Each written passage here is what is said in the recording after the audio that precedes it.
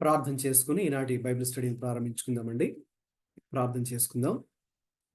ప్రేమగల తండ్రి, మహాపరిశుద్ధుడా ప్రభా, ఇదిగో ఈ సాయంకాలం వేళ మేమందరూ కలిసి ప్రభా మీ యొక్క ప్రశస్తమైనటువంటి మధురమైనటువంటి అమూల్యమైనటువంటి అద్భుతమైనటువంటి మనోహరమైనటువంటి దేవా మా యొక్క జీవితములను మార్చడానికి శక్తి కలిగినటువంటి మీ యొక్క వాక్యమును ధ్యానిస్తూ ఉండగా మీ యొక్క ఆత్మను మాకు తోడుగా ఉంచి ప్రభా ఈ సాయంకాలపు వేళ మా అందరికీ సహాయం దయచేయమని ప్రార్థన చేస్తున్నాం తండ్రి. ప్రభా మరి చేరువచ్చిన ప్రతి ఒక్కరు కూడా మీ కృపచేత నింపబడిన ఆయన మాకు కావలసినటువంటి జ్ఞానమును, వాక్య ప్రత్యక్షతను, పరిశుద్ధాత్మిక సహాయమును మా అందరికీ అనుగ్రహించి సమస్త మహిమా ఘనత ప్రభావాలు మీరు పొందుకోమని యేసుక్రీస్తు ప్రభు పరిశుద్ధ నామములో ప్రార్థిస్తున్నాం తండ్రి. ఆమేన్. ప్రభు అయిన యేసుక్రీస్తు నామములో మిమ్మల్ని అందరినీ కూడా ఈ సాయంకాలపు వేళ ఈ యొక్క ఆన్లైన్ బైబిల్ స్టడీకి మిమ్మల్ని ఆహ్వానిస్తున్నానండి. మరి మనం యేసుక్రీస్తు ప్రభు యొక్క జీవితము, ఆయన చేసినటువంటి బోధలు, అలాగే ఆయన చేసినటువంటి పరిచర్యను మనం ధ్యానం చేస్తూ ఉన్నాం. క్రొత్త నిబంధనలోని మొదటి 4 పుస్తకాలను ఆధారం చేసుకుని, మత్తయి, మార్కు, లూకా, యోహాను సువార్తలను ఆధారం చేసుకుని మరి దేవుని వాక్యాన్ని మనం ధ్యానం చేస్తూ ఉన్నాం. మొట్టమొదటి భాగంలో యేసుక్రీస్తు ప్రభు యొక్క జీవితాన్ని మరి మనం అధ్యయనం చేశాం. అక్కడ ఆ ప్రభు జీవితంలో చోటు చేసుకున్నటువంటి అనేక సంఘటనలను మరి మనం చూసాం. రెండవ భాగంగా యేసుక్రీస్తు ప్రభు చేసినటువంటి బోధనలో భాగంగా మరి మన మత్తయి సువార్త 5, 6, 7 అధ్యాయాలను ఆధారం చేసుకుంటూ మొట్టమొదటిగా మరి ప్రభు కొండ మీద చేసినటువంటి ప్రసంగాన్ని మరి మనము అధ్యయనం చేస్తూ ఉన్నాం. ఈ మత్తయి సువార్త 5వ అధ్యాయము మొదటి 12 వచనాలలో ప్రభువు ధన్యతలు అనే అంశం గురించి ఆయన బోధించారు. బియాటిట్యూడ్స్, ధన్యతలు అనే అంశం చాలా చాలా ప్రాముఖ్యమైనది.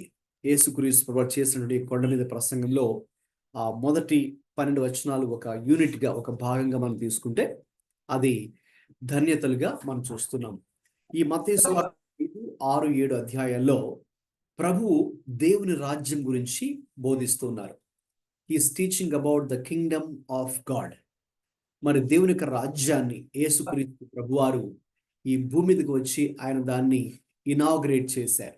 అనగా దాన్ని ప్రారంభించి ఇక ఎవరైతే ఆ దేవుని యొక్క రాజ్యంలో భాగస్థులుగా దలిచారో అందరినీ కూడా ఆయన అందులోకి ఆహ్వానించడం జరిగింది.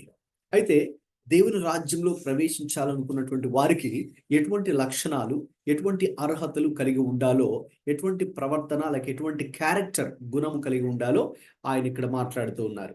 కాబట్టి ఈ మత్తయి సువార్త 5, 6, 7 ఈ 3 అధ్యాయాల్లో దేవుని రాజ్యంలో ప్రవేశించాలని అనుకున్నటువంటి వారు ఎటువంటి గుణము కలిగి ఉండాలో ఇక్కడ మనం చూస్తూ ఉన్నాం. కాబట్టి అందులో భాగంగానే మరి మనం గత 3 వారాలుగా మనం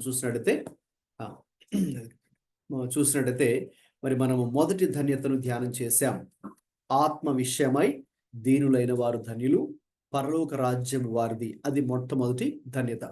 అందులో మనం నేర్చుకున్న విషయం ఏంటంటే, మన యొక్క హృదయ యథార్థ స్థితిని మనం ఉన్నది ఉన్నట్టుగా గ్రహించేవారుగా ఉండాలని ప్రభు కోరుతూ ఉన్నారు. రెండవదిగా, దుఃఖపడువారు ధన్యులు, వారు ఓదార్చబడదు. ఇది లోక సంబంధమైనటువంటి విషయాల పట్ల దుఃఖము కాదు, కానీ ఆత్మ సంబంధమైన విషయాల పట్ల కలిగేటటువంటి దుఃఖాలలో 2 రకాలు అని అప్పుడు వివరించడం జరిగింది. మూడవదిగా, సాత్వికులు ధన్యులు, వారు భూలోకమును స్వతంత్రించుకుందరు అనే దానిని కూడా మనము 2 వారాల క్రితము ధ్యానం చేశాం. అనగా ప్రభు మనందరి నుంచి ఆశించేది, కోరుకునేది సాత్వికము, తగ్గింపు, దీనత్వము. మరి అటువంటి వారికి మరి ప్రభు అనుగ్రహించే ఆశీర్వాదం కూడా చాలా గొప్పగా ఉన్నట్టుగా చూస్తున్నాం. అలాగే మరి మనం పోయిన వారం 4వ ధన్యతను ధ్యానం చేశాం. నీతి కొరకు ఆకలి దప్పులు గలవారు ధన్యులు, వారు తృప్తిపరచబడదురు. గమనించండి, నీతి కొరకు అంటే ఆ నీతి ఎవరో కూడా మీతో పంచుకోవడం జరిగింది. ఆ నీతి ఎవరో కాదు, కానీ ప్రభు అయిన యేసుక్రీస్తే ఆ నీతి అని. మరి ఆయన కొరకు మనము ఆకలి దప్పికలు కలిగి ఉండాలి విషయాన్ని ధ్యానం చేశాం. ఈ రోజున 5వ ధన్యతను ధ్యానం చేసుకుందాం. దయచేసి మీ పరిశుద్ధ గ్రంథాలను మత్తయి సువార్త 5వ అధ్యాయము 7వ వచనాన్ని దయచేసి చదివి వినిపించండి. తెలుగు బైబిల్ ఉంటే తెలుగు బైబిల్, లేదంటే ఇంగ్లీష్ బైబిల్ ఉన్నా పర్వాలేదండి, చదివి వినిపించండి. Blessed are the merciful, for they shall be shown mercy.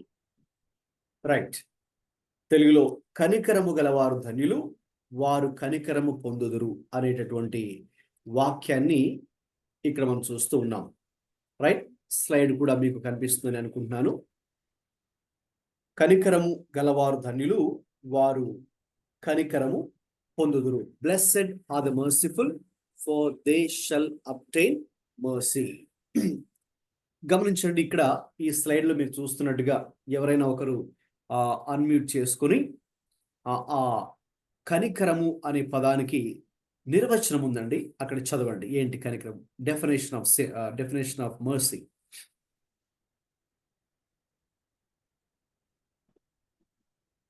An outward manifestation of pity, sympathy and compassion. ఓకేనండి. అంటే మన జీవితంలో మరి ఎవరైతే ఇబ్బందుల్లో ఉంటారో, ఎవరైతే సమస్యల్లో ఉంటారో, ఎవరైతే కష్టాల్లో ఆపదల్లో ఉంటారో, వారిని మనం చూసినప్పుడు మరి ప్రత్యక్షంగా వారి ఎడల మరి మనము కనికరము, దయ, దాక్షిణ్యమును మరి చూపించుటకు తీసుకునే ఆ చర్యలే ఈ యొక్క కనికరము. ఈ కనికరమని మనము చూస్తూ ఉన్నాం. ఇది చాలా చాలా ప్రాముఖ్యమైనటువంటి లక్షణంగా మనం చూడవచ్చు. గమనించండి, ఈ కనికరము అనేటటువంటి లక్షణము మరి మొట్టమొదటిగా ఎవరిలో ఉన్నది? చదవండి, ఎఫెసీ పత్రిక 2వ అధ్యాయము 4 నుంచి 5 వచనాలు. ఎఫెసీ పత్రిక 2వ అధ్యాయము 4 నుంచి 5 వచనాలు చదవండి.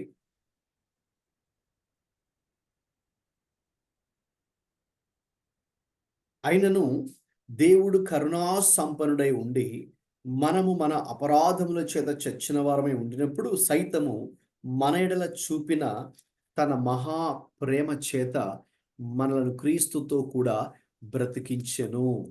కృప చేత మీరు రక్షింపబడి ఉన్నారు. గమనించండి, ఈ 2 వచనాల్లో మనం చూసే విషయం ఏంటంటే, తండ్రి అయిన దేవుడు అలాగే క్రీస్తు కూడా వారు సంపూర్ణ కనికరము చేత నింపబడి ఉన్నారు. అనగా ఈ కనికరము అనే లక్షణం, mercy, where do you see mercy? Right, both the father and Christ are full of mercy. తండ్రి అయిన దేవుడిలోను కుమారుడైన క్రీస్తులో కూడా ఈ యొక్క అద్భుతమైనటువంటి ఆ లక్షణాన్ని మరి మనము చూస్తాం. అలాగే ఎవరైనా హోషేయ 6వ అధ్యాయము 6వ వచనాన్ని చదువుతారండి. హోషేయ గ్రంథము 6వ అధ్యాయం 6వ వచనం.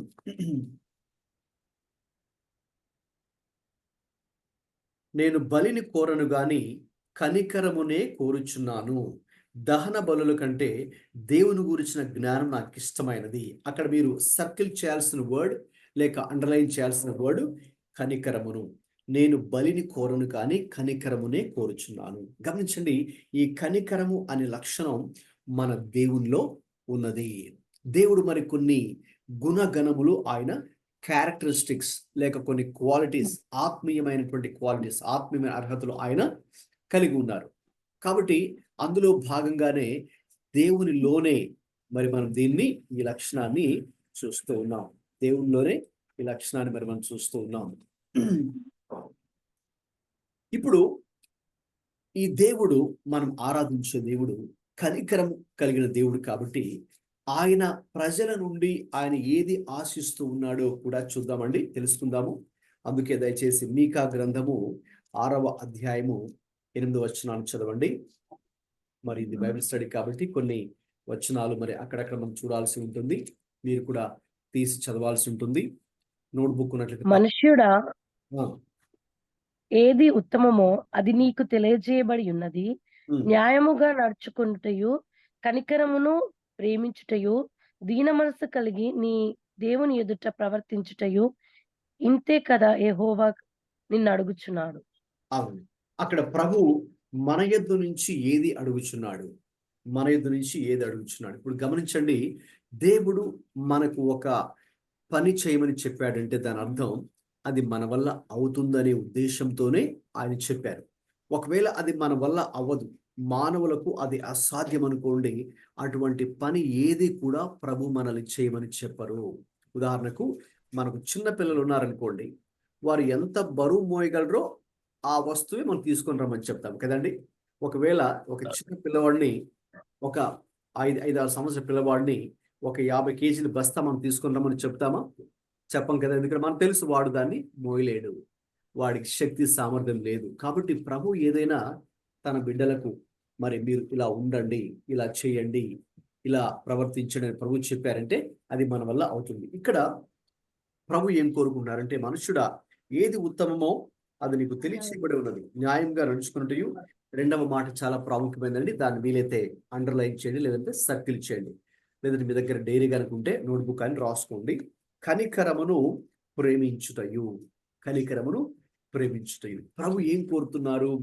మనము కనికరమును కలిగి ఉండి ఆ కనికరముని ప్రేమించాలని దేవుడు కోరుకుంటున్నారు.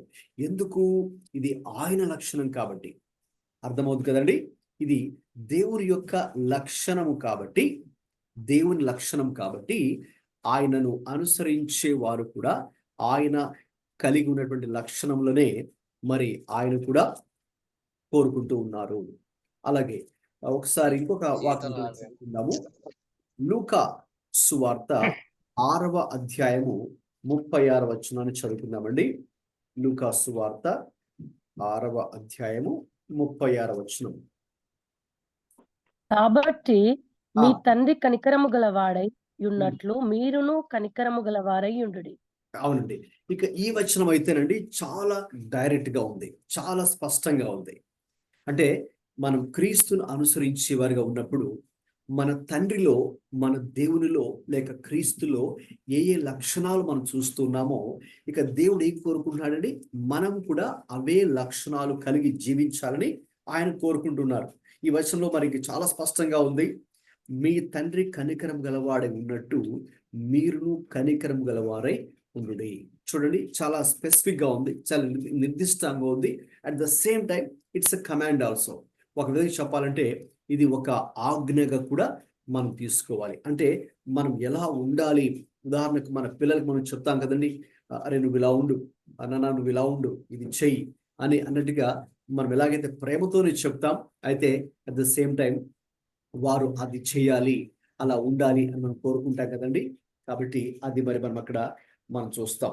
కాబట్టి తండ్రి ఎలాగైతే ఆయన కనికరం గలవారై ఉన్నారో మనం కూడా అలాగే కనికరం కలిగి ఉండాలి. That's what God expects from all of us.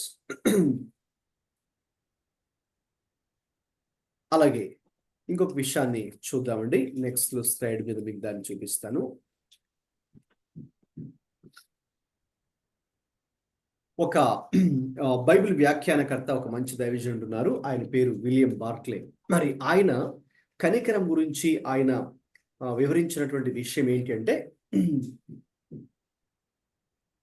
it refers to a conscious effort to see events through the eyes of another individual to feel what he or she is feeling. కనికరము అంటే ఏంటి అంటే, చూడండి, మనం ఏదో చాలా సార్లు ఎవరైనా బాధలో ఉంటే, కష్టంలో ఉంటే, ఇబ్బందులో ఉంటే అయ్యో పాపం అన్నట్టుగా మనము మాట్లాడతాం. మంచిదే, అది వెంటనే మనకు వచ్చే స్పందన అయ్యో పాపం అని చెబుతాము. అయితే కనికరము కలిగి ఉంటే ఏదో అయ్యో పాపం అని అక్కడితోనే ఆగిపోయే పరిస్థితి కాదు. కానీ వారి కష్టము, వారి యొక్క ఇబ్బంది లేక వారు పడుతున్నటువంటి శ్రమను వారి కోణంలో చూసి, వారి కోణంలో మరి మనము అనుభవించి దానికి తగినట్టుగా చర్యలు తీసుకోవడం. కాబట్టి కనికరము కలిగి ఉండడం అంటే ఏదో అయ్యో పాపం అని చెప్పడం మాత్రమే కాదు. తర్వాత నేను మరి కాసేపట్లో వాస్తవంగా మన జీవితాల్లో ప్రాక్టికల్ గా ఈ కనికరమును ఎలా మనము అభ్యసించాలి అనే విషయాన్ని కూడా నేను కొన్ని విషయాలు చెప్పినప్పుడు మీరు ఇంకా చాలా స్పష్టంగా అక్కడ కొన్ని విషయాలు గ్రహిస్తారు. గమనించండి.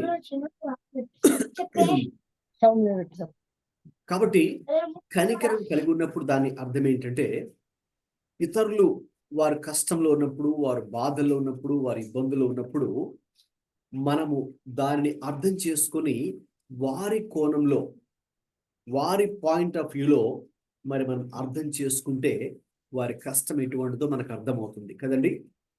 చాలాసార్లు మనం చేసే తప్పు ఏంటంటే, ఎదుటి వాళ్ళ యొక్క సమస్యలు ఎందుకు అర్థం చేసుకోలేకపోతుంటామంటే, ఎప్పుడు కూడా అంటే మనిషి ఎవరైనా కావచ్చు స్వార్థపరుడు కాబట్టి, basically man or human being is selfish. So మన కోణంలో నుంచే ఆలోచిస్తాం కదండి.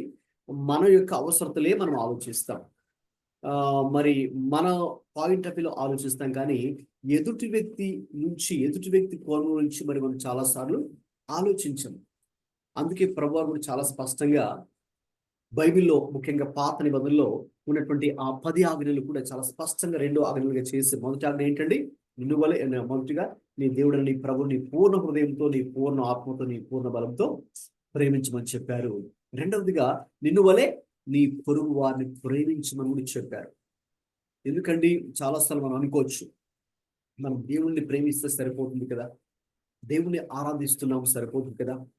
అయితే దేవుడు ఏం కోరుతున్నారండి, ఆయన పోలికలో, ఆయన సారూప్యంలో సృష్టించబడినటువంటి మనుషులందరినీ కూడా మనము అదే దైవికమైన ప్రేమతో ప్రేమించమని, లేక కనికరం చూపించమని కూడా ఆయన కోరుతున్నారు.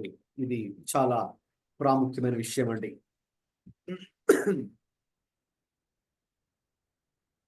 గమనించండి, ఒక వచనాన్ని ఇప్పుడు చదువుకుందామా. సామెతల గ్రంథము 11:17 చదవండి. ఎవరైనా మైక్ ఆన్ చేసుకొని. సామెతలు 11:17.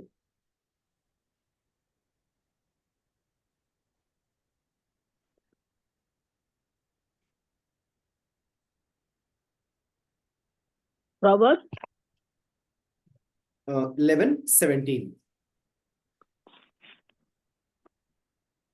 దయగలవాడు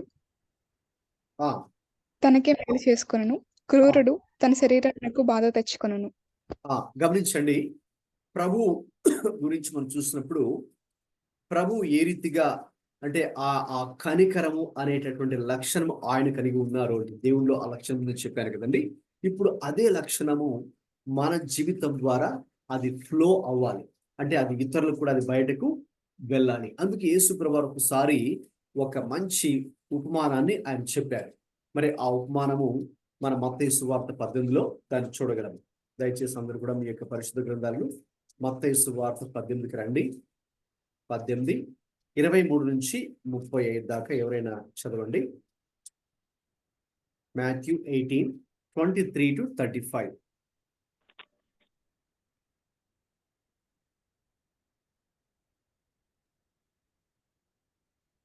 కావున పరలోక రాజ్యము తన దాసుల యొద్ద లెక్క చూచుకొన గోరిన యొక్క రాజును పోలియున్నది. అతడు లెక్క చూచుకొనగా మొదలు పెట్టినప్పుడు అతనికి 10,000 తలాంతులు అచ్చియున్న యొకడు అతని యొద్దకు తేబడెను. అప్పు తీర్చుటకు వాని యొద్ద ఏమీ లేనందున వాని యజమానుడు వానిని, వాని భార్యను, పిల్లలను, వానికి కలిగినది యావత్తును అమ్మి అప్పు తీర్చవలనని ఆజ్ఞ ఇచ్చెను. కాబట్టి ఆ దాసుడు అతని ఎదుట సాగిలపడి మ్రొక్కి, నా ఎడల ఓర్చుకొనుము, నీకు అంతయు చెల్లింతునని చెప్పగా, ఆ దాసుని యజమానుడు కనికరపడి వానిని విడిచిపెట్టి వాని అప్పు క్షమించెను. అయితే ఆ దాసుడు బయటకు వెళ్ళి తనకు 100 దేనారములు అచ్చియున్న తన తోటి దాసులతో ఒకనిని చూచి వాని గొంతు పట్టుకుని, నీవు అచ్చియున్నది చెల్లింపుమనెను. అందుకు వాని తోటి దాసుడు సాగిలపడి, నా ఎడల ఓర్చుకొనుము, నీకు చెల్లించెదనని వానిని వేడుకొనెను. కాని వాడు ఒప్పుకొనక అచ్చియున్నది చెల్లించు వరకు వానిని చెరసాలలో వేయించెను. కాగా వాని తోడి దాసులు జరిగినది చూచి మిక్కిలి దుఃఖపడి వచ్చి జరిగినదంతయు తమ యజమానునికి వివరముగా తెలిపిరి. అప్పుడు వాని యజమానుడు వానిని పిలిపించి, చెడ్డ దాసుడా, నీవు నన్ను వేడుకొంటివి గనక నీ అప్పంతయు క్షమించితిని. నేను నిన్ను కనికరించిన ప్రకారము నీవును నీ తోడి దాసుని కనికరింపవలసి ఉండెను గదా అని వానితో చెప్పెను. గమనించండి, ఇక్కడ ప్రభువారు ఒక మంచి ఉపమానాన్ని చెప్పారు. అంటే మనం ఇతరులకు కనికరమును ఎలా చూపించాలి, ఎప్పుడు చూపించాలి, ఏ పరిస్థితుల్లో చూపించాలి అనే విషయంలో ఆలోచిస్తే ఆయన ప్రభు చెప్పిన ఉపమానంలో ఒక రాజు ఉన్నారండి. మరి ఆ రాజు గారికి ఒక వ్యక్తి 10,000 తలాంతులు 10,000 తలాంతులు అంటే ఇంచుమించు కింద మనకి ఫుట్ నోట్ తోటి చూస్తే ఒక తలాంతు 3,600 రూపాయలు రాయబడింది. సో కాబట్టి 10,000 అంటే మరి 3,60,00,000 ఒక వ్యక్తి రాజుగారికి అప్పున్నాడు. అయితే మరి అతడు కట్టలేని పరిస్థితిలో ఉన్నాడు. ఆ వ్యక్తి పరిస్థితి చాలా దయనీయంగా కష్టంగా ఉంది. మరి అతడు అప్పును తీర్చనిస్తున్నాడు. కాబట్టి ఇక ఏం చేశారు, ఆ యజమానుడు, ఆ రాజే ఏం చేశాడు, అతని మీద కనికరపడి, చూసారండి 27వ వచనంలో ఉంటుంది. 2 మాటలు మీరు వీలైతే సర్కిల్ చేయండి, అండర్లైన్ చేయండి. 27లో ఆ దాసుని యజమానుడు కనికరపడి వానిని విడిచిపెట్టి వాని అప్పు క్షమించెను. కనికరపడి క్షమించెను. ఆ 2 పదాలు, 2 మాటలు చాలా ప్రాముఖ్యమైనవండి. ఇక అలాగున ఆ వ్యక్తి యజమానుడు ఆ దాసుడులా ప్రవర్తించాడు. అయితే నెక్స్ట్ ఏం జరిగిందంటే, ఈ దాసుడు ఎవరి అప్పు అయితే తీర్చబడిందో ఆ రాజు క్షమించాడో, ఇప్పుడు ఆ దాసుడు బయటికి వెళ్ళి వాడేం చేశాడు, తనకు ఒకడు 100 దేనారములు ఎవరైతే అచ్చి ఉన్నారో తన తోడి దాసులతో ఒకరిని చూచి, మరి అతను ఏం చేశాడండి, ఇతనికైతే 10,000 తలాంతులు, మరి 10,000 తలాంతులు ఇతడు అప్పు ఉండగా అంత పెద్ద మొత్తాన్ని ఆ రాజు క్షమిస్తే, మరి ఇతను వెళ్ళి సుమారు 100 దేనారములు అది సుమారు అది ఇంచుమించు 5 రూపాయలు లేక 50 రూపాయలని ఇక్కడ ఉంది. సరే, ఏదేమైనా సరే చాలా చిన్న మొత్తాన్ని అతడు క్షమించలేకపోయాడు.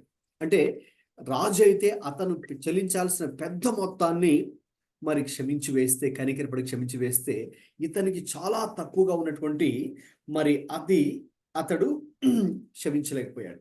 అంటే కనికరం ఎప్పుడైతే రాజుగారికి ఆ విషయం తెలిసిందో, ఇతన్ని తీసుకుని వచ్చి అతన్ని మళ్ళీ చెరసాల్లో వేయించమని జరిగింది.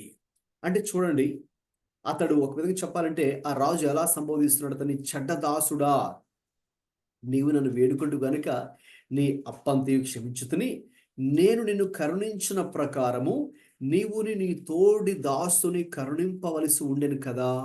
33 చాలా ప్రాముఖ్యమైన వచనం అండి, కీవర్డ్స్. ఎలాగైతే ఆ యజమానుడు నిన్ను నేను క్షమించాను కదా, ఇప్పుడు నువ్వు కూడా ఏం చేసి ఉండాల్సింది, నీవు కూడా నీ తోటి దాసుడు ఎవరైతే నీకు తక్కువ అమౌంట్ అప్పు ఉన్నారో నీవు కూడా అలాగే కనికరం చూపించి ఉండాల్సింది కదా, వాడిని విడిచిపెట్టి ఉండాల్సింది కదా. ఎందుకు వాడిని పట్టుకొని వాడిని నానా ఇబ్బందులు పెట్టావు అని అతని మీద కోప్పడి మరి చివరికి అతన్ని జైల్లో మళ్ళీ వేసినట్టుగా మనం చూస్తూ ఉన్నాం. అంటే అక్కడ ప్రభు చెప్పినటువంటి మాట ఏంటంటే, మనము ఏ రీతిగా కనికరింపబడ్డామో ఆ కనికరమును ఇతరులకు మరి మనము చూపించవలసి ఉంది. అది చాలా ప్రాముఖ్యమండి. అందుకే ఆ కనికరం గురించి ప్రభు చెప్పినప్పుడు ఈ ఉపమానాన్ని ఆయన చెప్పారు. కాబట్టి మన జీవితాల్లో మనకు తెలుసు ప్రభు మనల్ని ఎలాగా క్షమించాడు, మనం ఏ స్థితిలో ఉండగా, ఒకవేళ ఆ యజమానుని, ఆ యొక్క రాజుని మనం ప్రభుతో చూస్తే మనము ఉండవలసిన ఆ అప్పు ఏంటి అంటే మన పాపమే. మనం ఎన్నో పాపములు చేసి మరి దేవునికి వ్యతిరేకంగా జీవించడం మనందరికి తెలుసు. అయితే ప్రభు ఏం చేస్తారండి, మన ప్రతి పాపమును కూడా ఆయన కడిగి వేశారు. అంటే మనం ఎన్ని ఘోరమైనటువంటి పాపములు చేసినప్పటికి కూడా ప్రభు తన మహా కనికరము చేత మన ప్రతి పాపాన్ని క్షమించారు. ఇప్పుడు మనం ఏం చేయాలి, ఆ కనికరం ఎలా మన జీవితాల్లో చూపించాలి, మనము క్షమించబడిన ప్రకారం లేక మనకు కనికరము ప్రభు ఎలాగైతే మనకు చూపించాడో అదే కనికరాన్ని ఇతరులకు కూడా మరి మనము చూపించవలసి ఉన్నది. కాబట్టి ప్రభు ఏ రీతిగా అయితే తన మహాకృప ద్వారా మనల్ని కరుణించారో అలాగే మరి మనం కూడా మన జీవితాల్లో ఆ కరుణను ఇతరులకు చూపించవలసి ఉన్నది. గమనించండి, కొంతమంది వాళ్ళు ఎలా ఆలోచిస్తారంటే, మరి నేను దేవుని ప్రేమిస్తున్నాను కదా చాలు, ఓకేనా, మరి నేను ఇతరులతో నా యొక్క సంబంధం ఎలా ఉంటే ఏంటి అని కొంతమంది ఆ విషయంలో నిర్లక్ష్యం చేస్తూ ఉంటారేమో. అందుకే బైబిల్లో మరి 1 యోహాను పత్రిక 4వ అధ్యాయానికి ఒకసారి రండి, అక్కడ ఏముందో చూద్దాం. 20-21 వచనాలు చదవండి. 1 యోహాను పత్రిక 4వ అధ్యాయము 20-21 వచనం. 1 John chapter 4 20 and 21 చదవండి. ఎవడైనను నేను దేవుని ప్రేమించుచున్నానని చెప్పి తన సహోదరిని ద్వేషించిన ఎడల అతడు అబద్ధికుడగును. తాను చూచిన తన సహోదరిని ప్రేమింపని వాడు తాను చూడని దేవుని ప్రేమింపలేడు. దేవుని ప్రేమించువాడు తన సహోదరిని కూడా మనం ఆయన వలన పొంది. Okay, right. సో ఇప్పుడు చూడండి, ఎవరైనా నేను దేవుని ప్రేమిస్తున్నానని చెప్పి తన సహోదరుని ద్వేషించిన ఎడల అతడు ఎవరండి? అబద్ధికుడగును, లయర్. తాను చూచిన తన సహోదరుని ప్రేమింపని వాడు తాను చూడని దేవుని ఎలా ప్రేమించగలడు? ప్రేమించలేడు. అందుకే గమనించండి, ప్రభు ఇక్కడ ఒక విధమైనటువంటి కనెక్షన్, ఒక లింక్ ఇక్కడ మనకు ఉంది. అంటే మన కంటికి చూచే మన సహోదరులు లేకపోతే ప్రజలు, ఓకేనా, మరి మనుషుల్ని మనం ప్రేమించలేకపోతే మన భౌతిక నేత్రాలకు దేవుడు కనబడు కదండి. సో మన కంటికి కనిపించే మనుషుల్ని మనం ప్రేమించలేని స్థితిలో ఉంటే మన కంటికి కనబడని దేవుణ్ణి ఇంకెలా ప్రేమించగలము? ప్రేమించలేమని చెప్తున్నాడు యోహాన్ భక్తుడు. కాబట్టి ఇక్కడ చాలా బేసిక్ థింగ్, చాలా ప్రాథమికమైన విషయం ఏంటంటే, మనము మన సహోదరులను, మన ఇరుగు పొరుగు వారిని, లేకపోతే మనుషులను, చివరికి యేసయ్య చెప్పిన మాట ఏంటంటే, ఇదే మత్తయి సువార్త, మీకు తర్వాత ఆ విషయానికి వస్తాను, ఆయన శత్రువులను సైతం ఆయన ప్రేమించమని లేక వారి కోసం ప్రార్థించమని చెప్పారు కదండి. అది చాలా ప్రాముఖ్యం. ఎందుకంటే ఎందుకు ఆయన మాట చెప్పారంటే, ఒకప్పుడు మనం దేవుడికి శత్రులుగా ఉన్నామని రోమపత్రిక 5లో ఉంది. ఎందువల్ల? పాపం వలన. ఒకప్పుడు దేవునికి మనం మిత్రులే. అయితే ఎప్పుడైతే మరి ఆదాము హవ్వలు వారు దేవునికి వ్యతిరేకంగా పాపం చేస్తున్నారు, మరి ఆ రోజు నుంచి రైట్, మరి ప్రపంచ వ్యాప్తంగా మరి మానవ జాతి మీద ఆ యొక్క పాపము ఉన్నది. కాబట్టి దాని వలన మనం దేవునికి శత్రులుగా మారిపోయాం. అయితే మరి ప్రభు ఏం చేశారు? మనం ఇంకను శత్రువులుగా, దేవునికి శత్రువులుగా ఉండగానే, లేక మనం ఇంకను పాపములో ఉండగానే, లేక పాపులుగా ఉన్నప్పుడే ప్రభు మరి మనలను ప్రేమించాడు. కాబట్టి మరి అందువలన మనము ఇతరులను కూడా ప్రేమించవలసి ఉన్నది. అది చాలా ప్రాముఖ్యమైన విషయం. కాబట్టి ఇప్పుడు మనం చూసినట్టుగా ఎక్కువ శాతం మరి కరుణించడం అంటే కరుణ చూపించడం అనేది దేంతో అది ముడిపడి ఉందంటే, క్షమించడంతో అది ముడిపడి ఉన్నది. Okay, what does it mean to show mercy? That means to forgive, right. మనము ఇతరులకు ఎలాగ మనం వారిని కరుణించగలమంటే, వారిని క్షమించడం ద్వారా వారికి ఆ కరుణను, ఆ యొక్క మర్సీని మరి మనము చూపించగలం. ఆ వాక్యాన్ని చదవండి దయచేసి. మత్తయి సువార్త 18:21-22.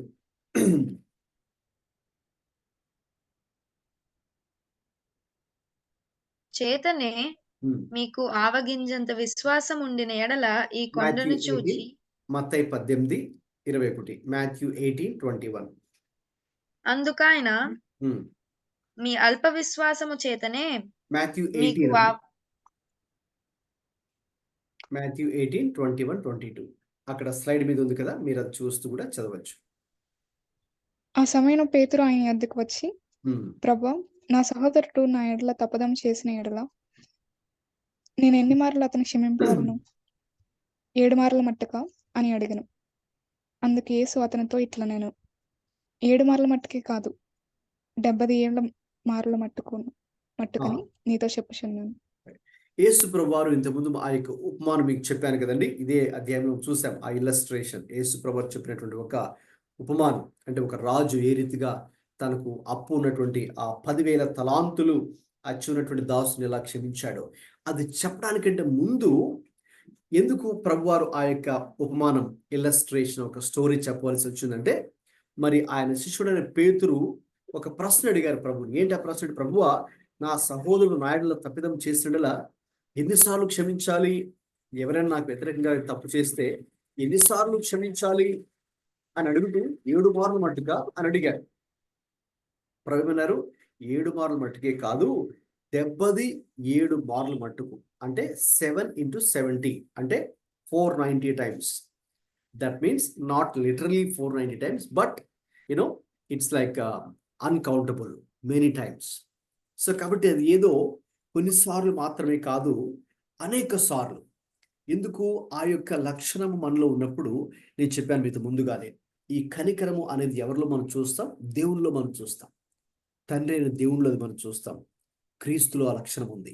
కాబట్టి ఇప్పుడు క్రీస్తును వెంబడించేవారు, క్రీస్తు కుమారులుగా కుమార్తెలుగా ఉన్నవారు ఆ కనికరమైన లక్షణాన్ని కలిగి ఉండాలి. కాబట్టి అది ఎన్నిసార్లు చూపించాలి? ఎన్ని రోజులు ఈ లక్షణాన్ని మనం కలిగి ఉండాలి? రైట్? ఒక విధంగా పేతురు అలా అడుగుతున్నట్టున్నాడు ఇండైరెక్ట్ గా, ప్రభా మరి ఎన్నిసార్లు, ఎన్ని రోజులు నేను ఈ లక్షణాన్ని కలిగి జీవించాలి?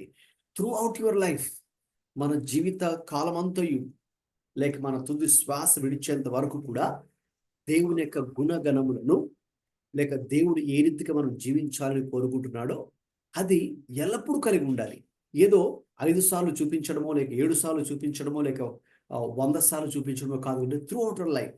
సో దట్ మీన్స్ మన జీవితంలో ఆ కనికరము అనే లక్షణము సంపూర్తిగా అది మరి మనలో, అది మనము కలిగి ఉండాలి. అది మరి మనము కలిగి ఉండాలి. కాబట్టి మన చుట్టూ ఎవరైతే ప్రజలు ఉన్నారో, లేక వారు ఇబ్బందుల్లో ఉండొచ్చు, ఆపదలో ఉండొచ్చు, శ్రమంలో ఉండొచ్చు, లేక కొన్నిసార్లు మరి మనల్ని ఇబ్బంది పెట్టేవారు, గాయపెట్టేవారు, మరి కావాలనే మనలను కించపరిచేవారు కావచ్చు, లేక మనల్ని తక్కువ చేసి మాట్లాడేవారు కావచ్చు. సో వారి ఎడల మనము ద్వేషాన్ని పెంచుకోవాల్సిన అవసరము లేదు, లేక కోపాన్ని కలిగి ఉండాల్సిన అవసరం ఏమీ లేదు. లేకపోతే సాధారణంగా మానవ నైజం ఏంటండి? మీకు తెలుసు కదా, ఎవరైనా మనకి ఏదైనా కీడు చేస్తే, హాని చేస్తే, అనరాని మాట అంటే మనం కూడా ఏం చేస్తాం? మళ్ళీ వెంటనే రివెంజ్ కదండి, ప్రతీకారం. ఆ మాటకు మాట అనాలని, లేకపోతే వాళ్ళు ఇటువంటి కీడు చేస్తారు, నేను కూడా ఏదో ఒక కీడు చేయాలని మనం కూడా ప్రతీకారం, రివెంజ్ తీసుకోవాలని మనం ట్రై చేస్తాం. అది బై హ్యూమన్ నేచర్. వాస్తవంగా మనుషు స్వభావంలో అది ఉంది. అయితే ఇప్పుడు విశ్వాసులుగా మారిన తర్వాత మనలో న్యాచురల్గా మనలో వచ్చేటటువంటి ఆ యొక్క ఎమోషన్స్ కాకుండా దైవ సంబంధమైనటువంటి ఆ యొక్క స్పందన మనలో నుంచి రావాలని దేవుడు కోరుతూ ఉన్నాడు. రైట్? ఇప్పుడు న్యాచురల్గా అయితే ఓన్లీ మనము హ్యూమన్ బీయింగ్స్ మానవులుగా తీసుకుంటే అటువంటి ఎమోషన్స్ బయటికి రావచ్చు. అయితే ఇప్పుడు మన యొక్క స్వభావము క్రీస్తును అంగీకరించిన తర్వాత క్రీస్తు స్వభావంగా మారిపోయింది. కాబట్టి ఆత్మీయ స్వభావము మనలో ప్రవేశించింది. కాబట్టి క్రీస్తు మనలో ప్రవేశించాడు. కాబట్టి ఇప్పుడు క్రీస్తు ఏ రీతిగా స్పందిస్తాడో అలాగే మరి మనం కూడా స్పందించాలి. మరి ప్రభు అయితే కనికరము కలిగి కనికరమే చూపించాడు. కాబట్టి మరి మనం కూడా కనికరమును చూపించవలసి ఉన్నది. కనికరమును చూపించవలసి ఉన్నది. అందుకే మరి దానికి మంచి ఉదాహరణ ప్రభువారు ఇంకొక ఉపమానం, ఇంకొక స్టోరీ ప్రభువారు చెప్పారు. అదే మంచి సమరయుడి కథ. అది మనం లూకా సువార్త 10వ అధ్యాయము 25 నుంచి 37 దాకా చూద్దామండి. ఎవరైనా మైక్ ఆన్ చేసుకుని చదవండి. లూకా సువార్త 10వ అధ్యాయము 25 నుండి 37 దాకా. ఆ రెఫరెన్స్ మీకు స్లైడ్ మీద కూడా ఉంది. ఫస్ట్ రాసుకోండి మీ నోట్స్ లో, నెక్స్ట్ దాన్ని చదవండి.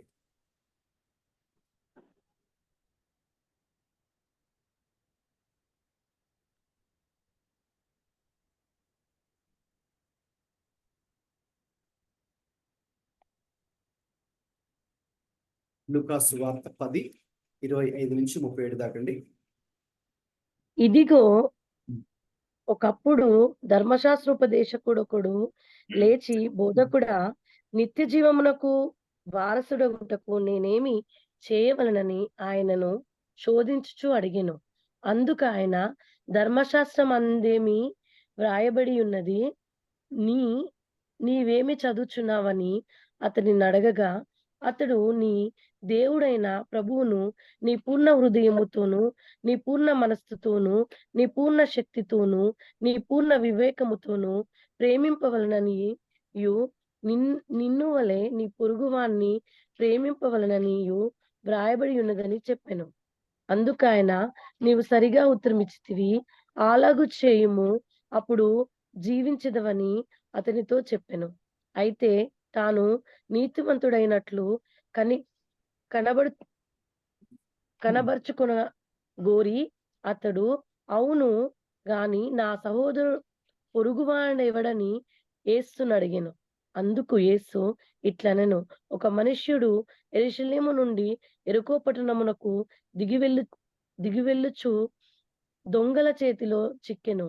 వారు అతని బట్టలను దోచుకుని అతన్ని కొట్టి కొరప్రాణముతో విడిచిపోయిరి.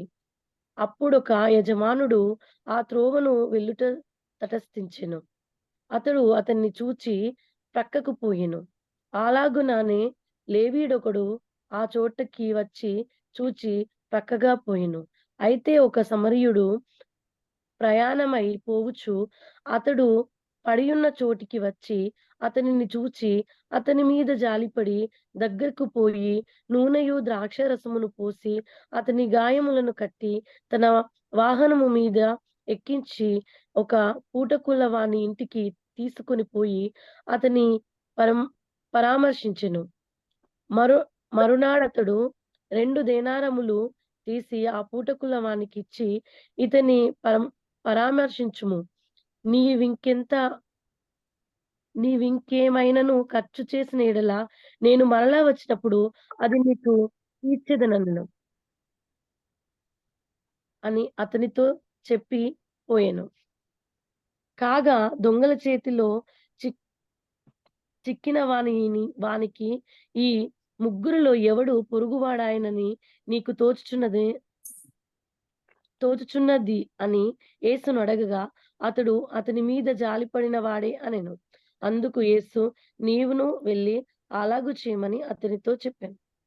గమనించండి, ఇక్కడ ప్రభువారు ఒక మంచి ఉపమానాన్ని ఆయన చెప్పారు. అంటే మన పొరుగు వారి విషయంలో మనం ఏ రీతిగా ప్రవర్తించాలి అనే విషయంలో, లేకపోతే మనము నిజమైనటువంటి కనికరమును ఎలా చూపించాలో, ఏ విధానంలో చూపించాలో, ఎప్పుడు చూపించాలో కూడా చాలా స్పష్టంగా ఈ మంచి సమరయుడి కథ ద్వారా లేక ఉపమానం ద్వారా మనం తెలుసుకోవచ్చు. మరి గమనించండి, ఆ వ్యక్తి యెరూషలేము నుండి, ఒక మనుషుడు యెరూషలేము నుండి యెరికోకు వెళ్తున్నప్పుడు మరి దొంగల చేతిలో అతడు చిక్కి వారు అతన్ని కొట్టి, అతని బట్టలు దోచుకొని, అతన్ని కొట్టి కొరప్రాణంతో విడిచిపెట్టి వెళ్ళిపోయారు. మరి అటువంటి పరిస్థితుల్లో మరి అక్కడికి మనం చూస్తే లేవీయుడు మొదటిగా యాజకుడు వచ్చాడండి. యాజకుడు, అలాగే రెండవదిగా లేవీయుడు వచ్చాడు. కాబట్టి వారిరువురికి వాస్తవం చెప్పాలంటే ధర్మశాస్త్రం గురించి వారికి తెలుసు, అలాగే దేవుడి గురించి వారికి తెలుసు.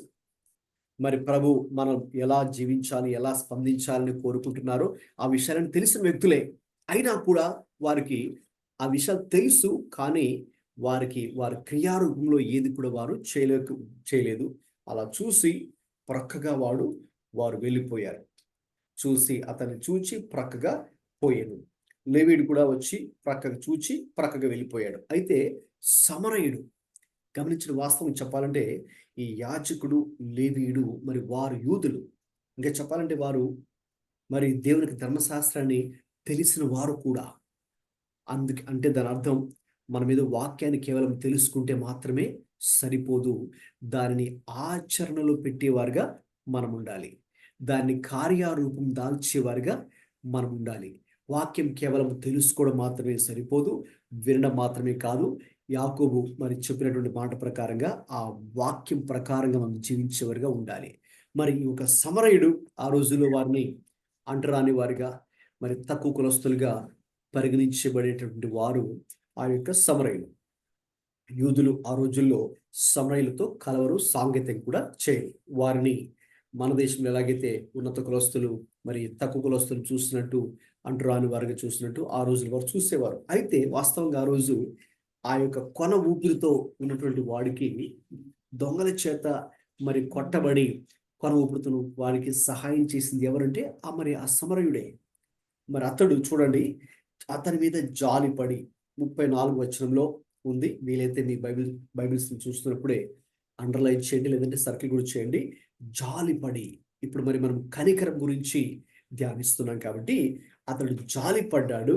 అంత మాత్రం కాదు, ఏదో జాలిపడి అయ్యో పాపం అని చెప్పి ఇక తన దారి అతడు వెళ్ళిపోలేదు కదా. ఏం చేశాడు?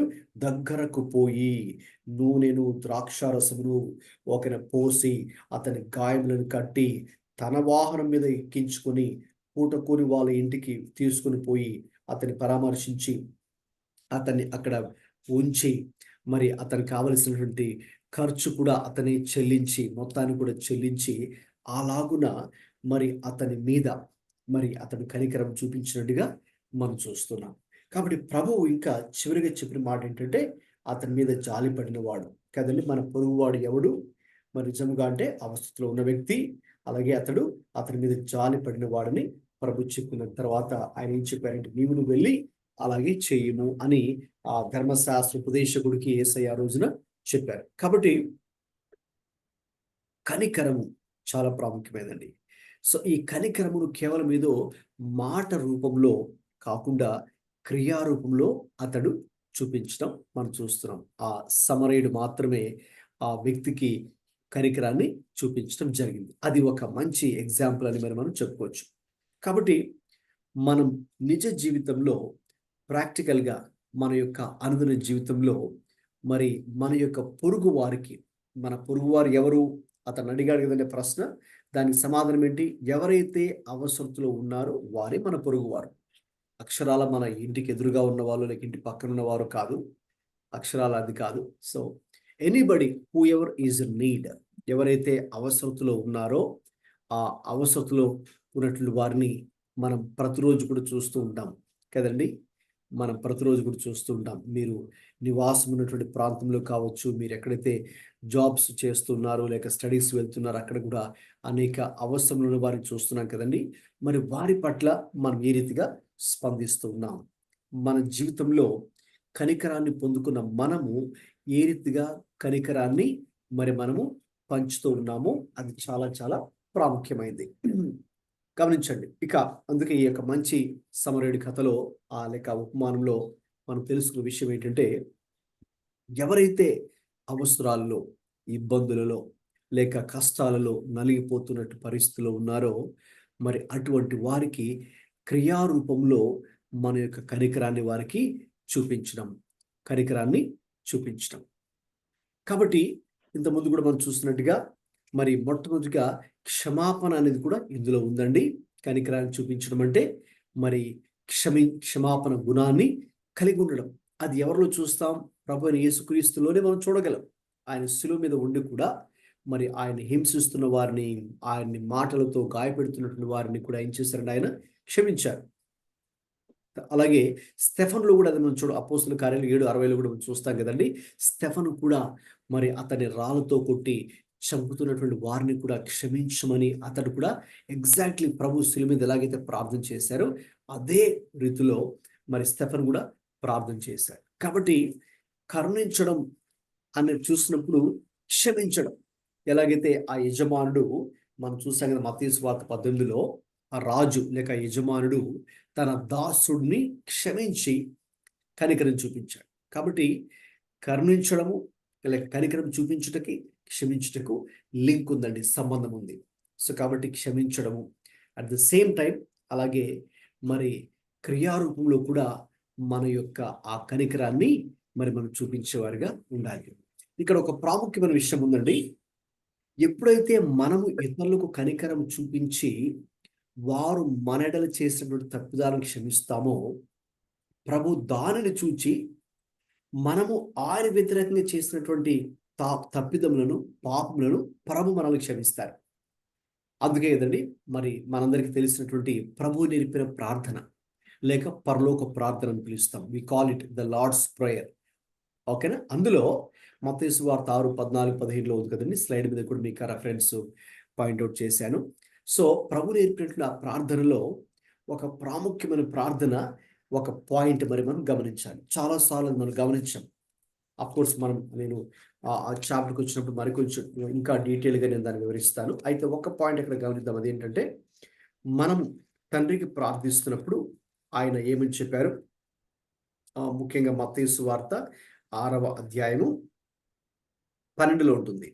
మా రుణస్థులను మేము క్షమించున్న ప్రకారము మా రుణములు క్షమించుము. అంటే ప్రభుకు మనం ఏం చెప్తున్నామండి? ప్రభువా, మేము లేక నేను ఎలాగైతే మా పొరుగువారు, లేకపోతే మా శత్రువులు, లేకపోతే పలానా వ్యక్తులు, మేమంటే పడని వారు ఎవరైతే ఉన్నారో మేము వారి పాపాలను నేను క్షమించాను. మాకు వ్యతిరేకంగా చేసినట్టు ఆ తప్పిదాన్ని నేను క్షమించాను. నేను ఎలాగైతే ప్రభువా వారి పలాని వారి పాపములను, తప్పిదాలను క్షమించానో, ఇప్పుడు తండ్రి అలాగా మా తప్పిదములు లేక నా తప్పిదములను మీరు క్షమించండి అని మనం ప్రభుకి అడుగుతున్నాం. అంటే it's a very very serious thing. అంటే నేను ఆల్రెడీ క్షమించేశాను ప్రభువా ఆ వ్యక్తి యొక్క పాపాన్ని, కాబట్టి ఇప్పుడు మీరు నా పాపాన్ని క్షమించండి తండ్రి అని మనం ప్రభుని అడుగుతున్నాం. ఇప్పుడు దాన్ని ఇంకొక కోణంలో ఆలోచిద్దాం. ఒకవేళ మీరు మీ పొరుగువారి ఇతరుల పాపాలు కనుక మీరు క్షమించకపోతే, ఇంకా మనసులోనే వారు చేసిన ఆ పనులను మీరు మనసులో పెట్టుకొని, ఇంకా వారి ద్వేషము, కక్ష పెట్టుకొని ఇంకా క్షమించలేని స్థితిలో కనుక ఉంటే చెప్పండి, మనం ఆ ప్రార్థన చేయగలమా? ఈ ప్రార్థన చేయలేము. ప్రభువా, నేను వారిని క్షమించిన ప్రకారం ఇప్పుడు నా రుణములు లేక నా పాపములు క్షమించు తండ్రి అని మనం ప్రార్థన చేయలేము కదండి. అందుకే ప్రభుకి మనం ఆ ప్రార్థన చేయాలంటే మరి మనము మన పొరుగువారు మన ఎడల చేసినటువంటి తప్పిదములను మనం క్షమించాలి. ఆ క్షమించాలంటే మనలో ఒక గుణం ఉండాలి. ఆ గుణమే కనికరము, మర్సీ.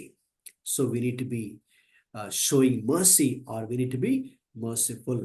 చాలా చాలా ప్రాముఖ్యమైనటువంటి గుణము ఇక్కడ మరి మనకు కనిపిస్తుందండి. రైట్. సో ఇది నేను చెప్పినట్టుగా ఇది దేవుడు కలిగి ఉన్నటువంటి లక్షణం కాబట్టి తప్పకుండా మన జీవితాల్లో దీన్ని మరి మనము కలిగి ఉండాలి. అయితే ఇది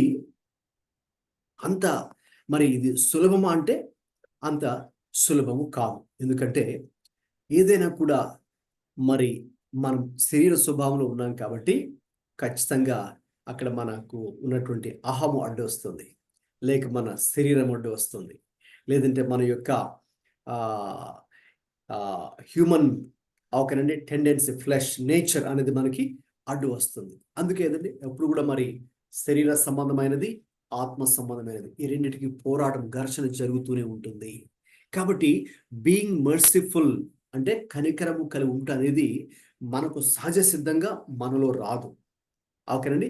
సహజ సిద్ధంగా నేను చెప్పాను కదండి, ఎవరైనా ఒక మాట మనల్ని అంటే, ఒక అనరాని మాట అంటే, లేక మనల్ని తిడితే, లేక మనల్ని కొడితే, లేక మనకు కీడు చేస్తే, మానవ నైజం ఏంటంటే మనం కూడా తిరిగి ప్రతీకారం తీర్చుకోవాలని చూస్తాం.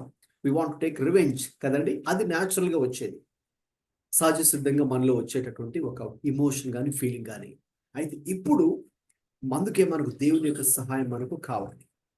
ఆయన గుణము, ఆ కనికరం చూపించే గుణము మనము అలవరుచుకున్నప్పుడు, ఆ యొక్క స్వభావం మనలో ఉన్నప్పుడు, అప్పుడు మాత్రమే మనము ఇతరుల ఎడల అటువంటి కనికరము అనే లక్షణాన్ని మరి మనం కలిగి జీవించగలము. కాబట్టి ప్రాక్టికల్గా కొన్నిసార్లు అది మనకు కష్టం అవ్వచ్చు. అయితే కష్టమే కానీ అసాధ్యమైతే కాదు. ఎందుకంటే ఇది దేవుని సహాయంతో ఇది సాధ్యమే. మరి కొన్ని సంవత్సరాల క్రితం ఒరిస్సా రాష్ట్రంలో మరి మీకు తెలిసే ఉంటుంది, ఒక మిషనరీ ఆస్ట్రేలియా దేశం నుంచి గ్రహం స్టెయిన్స్ అనే ఒక మిషనరీ, మరి ఆయన భార్య గ్లాడీ స్టెయిన్స్, మరి వారు ముగ్గురు పిల్లలు, పాప ఎస్తేర్, అలాగే పిల్లలు కుమారులు ఫిలిప్, తిమోతి అనే 5 కూడా మయూర్భంజ్ అనేటువంటి ఒక జిల్లాలో మారుమూల ప్రాంతంలో, అది ఒక ట్రైబల్ ఏరియా, ఫారెస్ట్ ఏరియాలో ఎక్కువ శాతము కుష్ఠరోగులు ఉన్నటువంటి ప్రాంతం అనేది చాలా వెనకబడిన ప్రాంతము.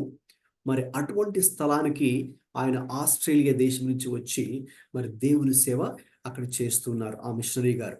అలాగే మరి ఆయన ఒక వైద్యుడు కూడా, ఒక డాక్టర్ గారు కాబట్టి అక్కడ ఉన్నటువంటి ఆ పేద ప్రజలకు వారికి వైద్యాన్ని కూడా చేస్తూ చాలా మటుకు అప్పటి కాలంలో వారికి లెప్రసీ ఎక్కువగా అక్కడ ఉంది, కుష్ఠరోగం. మరి అటువంటి వారి దగ్గర కూడా వెళ్ళి ఆయన వైద్యాన్ని కూడా చేస్తున్నారు. అంత మాత్రం కదా, వారి పిల్లలకు విద్యను కూడా చెబుతూ ఉన్నారు, ఎడ్యుకేషన్ కూడా వారు ఇన్వాల్వ్ అయి ఉన్నారు. అంత మాత్రం కాకుండా వారికి సువార్తను కూడా ప్రకటిస్తూ ఉంటే మరి చాలా మంది మరి వారు చేస్తున్నటువంటి ఆ కార్యాన్ని, ఆ సేవను చూసి అనేక మంది మరి ప్రభావితులై మరి చాలా మంది ప్రభువుని కూడా అంగీకరించడం జరిగింది. ఇలా చాలా మంది ఆ ప్రాంతంలో ఉన్న వారు ప్రభువుని అంగీకరించిన తర్వాత ఆ చుట్టుపక్కల ఉన్నటువంటి వారు, ముఖ్యంగా ఈ యొక్క మత ఛాందస్యవాదులు, హిందూ మత ఛాందస్యవాదులు ఏం చేస్తారంటే అనేక మంది ఇలాగా కన్వర్ట్ అయిపోతున్నారు, లేక మతం మారిపోతున్నారు అనే ఒక ద్వేషంతో, పగతో ఏం చేస్తారంటే ఏదో రీతిగా ఇతన్ని చంపివేయాలి అనే ఒక కుట్ర వాళ్ళు పన్నారండి. కుట్ర పనడంతో ఒకానొక రోజు మరి ఆ ప్రాంతంలో ఈ మిషనరీ గారు మీటింగ్ అక్కడ జరిగిస్తూ ఉంటే, ఆ మీటింగ్ అయిపోయిన తర్వాత అది చాలా మధ్యరాత్రి అయిపోయింది, లేట్ అయిపోయింది. అందువల్ల ఆ మిషనరీ గారు ఏం చేస్తారంటే ఆయన వచ్చినటువంటి ఆ వాహనంలోనే, ఆ యొక్క 4-వీలర్లో, ఆ జీప్లో మరి ఆయన, 2 కుమారులు వారు అక్కడే రెస్ట్ తీసుకున్నారు. అక్కడే పడుకుండిపోయారు. పడుకుండిపోయిన తర్వాత మధ్యరాత్రి 12 గంటలు దాటిన తర్వాత అందరు కూడా ముందుగానే వీళ్ళు కుట్ర పన్నారు కాబట్టి అతన్ని చంపివేయాలి, అతని ఫ్యామిలీని కూడా చంపివేయాలనే ఉద్దేశంతో వచ్చి మరి వారి మీద దాడి చేసి త్రిశూలాలు తీసుకుని వచ్చి మొట్టమొదటి వారు ఏం చేస్తారంటే త్రిశూలాలతో వారిని పొడవడం జరిగింది. ఆయన్ని, 2 పిల్లల్ని కూడా పొడిచి ఇక తర్వాత వాళ్ళు కేకలేస్తూ ఉండగా ఒక్కసారిగా ఆ యొక్క జీపుపై వాళ్ళు పెట్రోల్ పోసి ఇక దాన్ని నిప్పండించడం జరిగింది. ఈలోపు ఎవరైనా సరే ఆ ఊరిలో నుండి బయటకు వాళ్ళు వచ్చి వీళ్ళను రక్షిస్తారేమో అనే ఉద్దేశంతో, ఎవరు బయటకు రాకూడదనే ఉద్దేశంతో ఫస్ట్ ఆఫ్ ఆల్ వాళ్ళు మొత్తం వెళ్ళి ఫస్ట్ ఆ ఊర్లో ఉన్నటువంటి ఇళ్ళ దగ్గరికి వెళ్ళి ఫస్ట్ అందరికి ఇళ్ళ బయట గడి పెట్టారు. అంటే ఎవరు కూడా బయటకు రాకుండా అది ఫస్ట్ అది చేసి నెక్స్ట్ ఇక్కడికి వచ్చి వాళ్ళు ఈ రీతిగా దారుణంగా వాళ్ళని చంపడం జరిగింది. అయితే ఎప్పుడైతే ఇలాగా వారిని చంపివేశారో ఇక తర్వాత మరుసటి రోజు మరి ఆ యొక్క భూస్థాపన కార్యక్రమం జరుగుతుండగా అక్కడ 3 కాఫిన్ బాక్సెస్ పెట్టారు. మరి మిషనరీ గారు అక్కడ, అలాగే వారి కుమారులు కూడా కాఫిన్ బాక్స్ పెట్టినప్పుడు మరి ఆ యొక్క భూస్థాపన కార్యక్రమంలో మరి ఆయన భార్య గ్లాడిస్ స్టెయిన్స్ మరి ఏం చెప్పారంటే, ఎవరైతే నా భర్తను, నా 2 కుమారుల్ని చాలా దారుణంగా చంపివేశారో నేను వారిని క్షమిస్తూ ఉన్నాను, క్షమించి వేశాను. కాబట్టి భారతదేశ ప్రభుత్వము వాళ్ళని పట్టుకొని శిక్షించాల్సిన పని ఏమీ లేదు, ఎందుకంటే నేను వారిని క్షమించి వేశానని చెప్పారు. ఎప్పుడైతే ఆ ప్రకటన ఆవిడ చేశారో అక్కడ మరి కొంతమంది మీడియా వాళ్ళు కూడా వచ్చి ఉన్నారు కాబట్టి మరి వాళ్ళు వచ్చి, అమ్మ మీరు ఎలాగా చెప్పగలుగుతున్నారు, మరి మీకు బాధ లేదా, మరి ఇలాగా వాళ్ళు క్షమించి వేస్తున్నారు ఎలా చెప్పగలుగుతున్నాను అని అడిగితే ఆ మీడియా వాళ్ళు వెంటనే ఆమె చెప్పిందంటే, ఇదిగోండి నేను ప్రభువు నమ్ముకున్నటువంటి బిడ్డను, నా ప్రభువుని ఎవరైతే హింసిస్తూ అలాగా సిలువకు అప్పగించి సిలువ మీద దారుణంగా హింసిస్తున్నారో అటువంటి వారిని కూడా తండ్రి వీరేమి చేయుచున్నారో వీరెరుగురు గనుక వీరిని క్షమించుము అని నా యేసయ్య ప్రార్థన చేశాడండి. కాబట్టి నేను ఆయన నమ్ముకున్నటువంటి బిడ్డను కాబట్టి నన్ను, లేకపోతే నా భర్తను, లేకపోతే నా కుమారుని ఎవరైతే హింసించి చంపివేశారో వారిని కూడా క్షమించు తండ్రి అని నేను ప్రార్థన చేశాను. అందుకే వారిని క్షమించి వేశాను. నా మనసులో వారి గురించి ఎటువంటి ద్వేషము, పగ, కక్ష, ఇక ప్రతీకారం తీర్చుకోవాలి, లేకపోతే వాళ్ళు కూడా చావాలి అని నేను కోరుకోవట్లేదు. అందుకే నేను వారికి క్షమించానని ఆమె చెప్పగలిగింది. గమనించండి, ఆ గ్లాడిస్ స్టెయిన్స్ ఆవిడ ఎలా చెప్పగలిగింది? ఆమెకు మనసులో బాధ లేదా అంటే బాధ, చాలా బాధ. ఎందుకు బాధ ఉండదండి? ఆమె కూడా మనిషే కదా. ఆమె ఇంకా భూమి మీద ఉంది, పరలోకానికి ఎక్కి వెళ్ళిపోలేదు కదా. ఆమె కూడా ఫీలింగ్స్ ఉంటాయి కదండి. ఉంటాయి ఖచ్చితంగా. బాధ, ఆ భయము, ఆ టెన్షను, ఆ అనిశ్చితి, భవిష్యత్తుకు వచ్చిన భయాందోళన, అనిశ్చిత అన్నీ ఉంటాయి. అవన్నీ ఒకవైపు. అయితే ఆమె ప్రభుని అంగీకరించింది కాబట్టి ప్రభు యొక్క గుణం ఆమె కలిగి ఉంది కాబట్టి కనికరం చూపించుట లేక క్షమించుట, అవి మన జీవితాల్లో కూడా మరి మనం వాటిని చూపించగలము. చూపించగలము. అది సాధ్యమే. ఎందుకంటే ప్రభు మరి ఒక వచనం మనం ముందే చూసుకున్నట్టుగా మన తండ్రి ఎలాగైతే కనికరం కలిగి ఉన్నారో మీరును అటువంటి కనికరం కలిగి ఉండుడి అనేది ప్రభు యొక్క వాక్యం మనకు తెలియజేస్తుందండి. మంచిది. ఇప్పటి వరకు కూడా నేను ఆ 5వ ధన్యత మీతో పంచుకున్నాను. దీని గురించి మరి ఈ మాటలు వింటున్నప్పుడు లేక ఈ వాక్యాన్ని చదువుతున్నప్పుడు ఈ వివరణ నేను మీకు ఇస్తున్నప్పుడు మరి మీరు ఏం నేర్చుకున్నారో లేక దేవుడు మీతో ఏ మాటలు మాట్లాడారో మరి దీని గురించి మీరు ఇప్పుడు పంచుకోవచ్చండి. 5వ ధన్యత, కనికరం గల వారు ధన్యులు, వారు కనికరం పొందుదురు. గమనించండి, ఈ ప్రతి ధన్యతలు కూడా మొదట మనం ఒక లక్షణాన్ని కలిగి ఉంటే ఆ లక్షణం ద్వారా మనం ఎటువంటి ఆశీర్వాదం పొందుకుంటాం. ఇక్కడ మనము కనికరం కలిగి ఉంటే దానికి లాభం ఏంటండి? దానికి మనం పొందుకునే మేలు లేక ఆశీర్వాదం ఏంటంటే మనము కనికరాన్ని పొందుకుంటాం. ఆ కనికరము దేవుని ద్వారా కూడా పొందుకుంటాం, అలాగే మనుషుల ద్వారా కూడా మనం తిరిగి ఆ యొక్క కనికరాన్ని పొందుకుంటాం. బైబిల్లో ఒక మాట ఉన్నట్టుగా మనుషుడు ఏది విత్తునో అదే కోయును కదండి. మనం కనికరాన్ని విత్తితే కనికరాన్నే మరి మనం కోసేవారుగా ఉంటాం. కాబట్టి అది there is a blessing also. On one hand there is a quality are the characteristic, and at the same time there is a blessing also. ఒకవైపు ఆ అర్హత, ఆ లక్షణం ఏంటి? కనికరం కలిగి ఉంటారు. కాబట్టి అట్ ద సేమ్ టైం అది మనం కలిగి ఉంటే పొందుకునే మేలేంటి, ఆశీర్వాదం ఏంటి?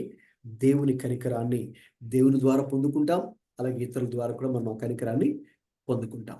రైట్. సో ఇప్పటిదాకా నేను మీతో విషయాలను కూడా పంచుకున్నానండి ఈ 4వ ధన్యత గురించి. సో ఇప్పుడు ఒక్కొక్కరు ఈ గ్రూప్లో ఉన్న ప్రతి ఒక్కరు కూడా మైక్ ఆన్ చేసుకొని ఒక్కొక్కరు ఒక్కొక్క నిమిషం పాటు ఈ కనికరం గురించి మీరేం విన్నారు, మీరేం నేర్చుకుంటున్నారు, దేవుడు మీతో ఏం మాట్లాడారో ఇప్పుడు త్వరగా మీరు అందరు కూడా ఒక్కొక్కరు కూడా పంచుకోండి. దేవుడు మీకు ఇచ్చిన ఆలోచన, మీరు నేర్చుకున్న పాఠాన్ని పంచుకోండి అందరితో. రైట్, స్టార్ట్ చేయండి. అన్న ప్రైజ్లాడన్నా. చెప్పండి అన్న ఇప్పుడు మీ రుణస్తులు అంటే 100% శత్రువులేనా అన్న? అవునమ్మా. అంటే ఎవరైతే మనకు విరుద్ధంగా ప్రవర్తిస్తారో వాళ్ళు ఎవరైనా కావచ్చు. అంటే మనకు విరుద్ధంగా లేక మనల్ని గాయపెట్టాలని, మనల్ని ఇబ్బంది పెట్టాలని చూసే వారు ఎవరైనా కావచ్చండి. అవును, వారందరూ కూడా ఆ కోవకు చెందిన వారే ఆ లిస్ట్ లో ఉన్నారు. సో ఇప్పుడు మనం వాళ్ళని క్షమిస్తే గానీ మనల్ని దేవుడు క్షమించాడన్నమాట ఇంకా. అవునమ్మా, ఒక విధంగా అక్కడ కనెక్షన్ అదే నేను మీతో చెప్తున్నాను అనమాట. సో మనం వారిని క్షమించాలని దేవుడు కోరుతున్నారు. ఇప్పుడు మనం అనొచ్చు, అంటే వాళ్ళు మనకు చాలా భయంకరంగా నా ఎడల ప్రవర్తించారండి, లేకపోతే చాలా దారుణంగా ప్రవర్తించారు, చాలా కఠినంగా వ్యవహరించారు, నేను ఎలా క్షమించగలను అని మనం అనొచ్చేమో. అయితే ఒక్కసారి మనం వాళ్ళని క్షమించడానికంటే ముందుగా ఒకసారి మన జీవితాన్ని తీసుకుందాం. ఓకేనండి. ఇప్పుడు మన జీవితమే తీసుకుంటే రోమాపత్రిక 5వ ప్రకారం ఈ వాక్యం ఏం చెప్తుందంటే, మనము దేవునికి శత్రులుగా ఉన్నాము, అలాగే భక్తిహీనులుగా ఉన్నాము, బలహీనులుగా ఉన్నాము, పాపులుగా ఉన్నాము. ఈ 4 విషయాలు అక్కడ రోమాపత్రిక 5లో రాయబడ్డాయి. మీరు తర్వాత వాటిని చదవచ్చు. అయితే మనం పాపులుగా ఉన్నా, బలహీనులుగా ఉన్నా, భక్తిహీనులుగా ఉన్నా, దేవునికి శత్రులుగా ఉన్నా ఆయన మనలను ప్రేమించాడు. అంటే మనం ఏదో నీతిమంతులుగా మారిపోయిన తర్వాత దేవుడు మనల్ని ప్రేమించలేదు.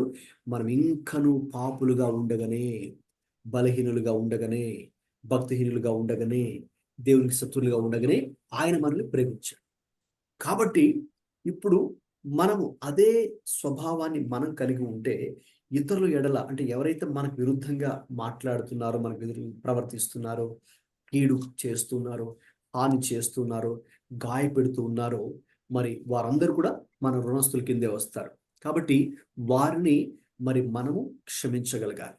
సో మనం వారిని క్షమించడానికంటే ముందుగా ఒక్కసారి మనం ఏది ఆలోచించుకోవాలంటే, దేవుడు నన్ను నా పట్ల ఎలా కృప చూపించాడు, కనికరం చూపించాడు. నేను ఘోర పాపినైనా, నేను దేవుని వెతకకపోయినా, నేను పరిశుద్ధురాలు కాకపోయినా దేవుడు క్షమించాడు కదా. కాబట్టి ఇప్పుడు వీళ్ళు మంచి వాళ్ళు కాకపోయినా, వీళ్ళు చెడ్డవాళ్ళే అయినా, వీళ్ళు హాని చేసేవారైనా, వీళ్ళు దారుణాలు చేసేవారైనా నేను వారిని క్షమించగలగాలి. అదండి. అలా గనక మనం ఆలోచిస్తే తప్పకుండా వాళ్ళని క్షమించగలుగుతాం, లేదంటే క్షమించలేమండి. అన్న మరి క్షమించుతాము, కానీ వాళ్ళకి పనిష్మెంట్ ఉండదా అన్న మరి? ఆ దేవుడు చూసుకుంటాడమ్మా. ప్రతీకారం నాది, రివెంజ్ ఈజ్ మైన్ అని దేవుడు అన్నారు కదా. కాబట్టి మన పని క్షమించడం, దేవుని పని వారికి న్యాయం చేయడం, లేక బుద్ధి చెప్పడం, లేక కఠినమైన పాఠం దేవుడు నేర్పించడం, గుణపాఠం దేవుడు నేర్పిస్తాడు. ఓకే. ఎస్. పాస్టర్ గారు ఇంకొకటి ఎస్. మరి ఫర్గివ్ అంటాము. నిజమే, ఫర్గివ్ చేస్తాం. దేవుడి కృపలో దేవుడు ఇస్తాడు ఆ యొక్క స్ట్రెంగ్త్, ఆ యొక్క మనసు. He gives you to forgive. But ఒక్కోసారి మనం మర్చిపోలేము. అవునండి. Yes. Forgetting is very difficult. ఎందుకంటే it's like opening up a wound. Yes అండి. అవునండి. అప్పుడు is it, I mean, it's a sin if we go back and think over it, but we can ask the Lord for forgiveness. దేవా, నేను మర్చిపోలేకపోతున్నాను, నువ్వు నాకు సహాయం చేయి అని మన దేవుని అడిగినప్పుడు definitely God gives us the grace to, I mean, once again seek forgiveness for trying to, I mean, it is the evil one. అది సైతాన్ మనకు క్రియేట్ చేస్తాడు అవన్నీ, అవునండి. లేపుతాడు మళ్ళీ. కాబట్టి మనం అలర్ట్ గా ఉండాలా అని నేను నేర్చుకుంటున్నానండి. ఎందుకంటే it is very crucial for me to be alert, not to let Satan bring back to my memory. అవును. ఎస్. అది చెప్తున్నప్పుడు నేను నేర్చుకున్నాను ఏంటంటే, never ask for justice but ask for grace to go through it. Yes. And one good thought I heard అండి ఏంటంటే, you can't stop the birds from flying over your head, but you can stop them from building a nest అని. అంటే ఆ thoughts వస్తాయి కానీ, but don't dwell on them, don't allow them to stay in your mind అని.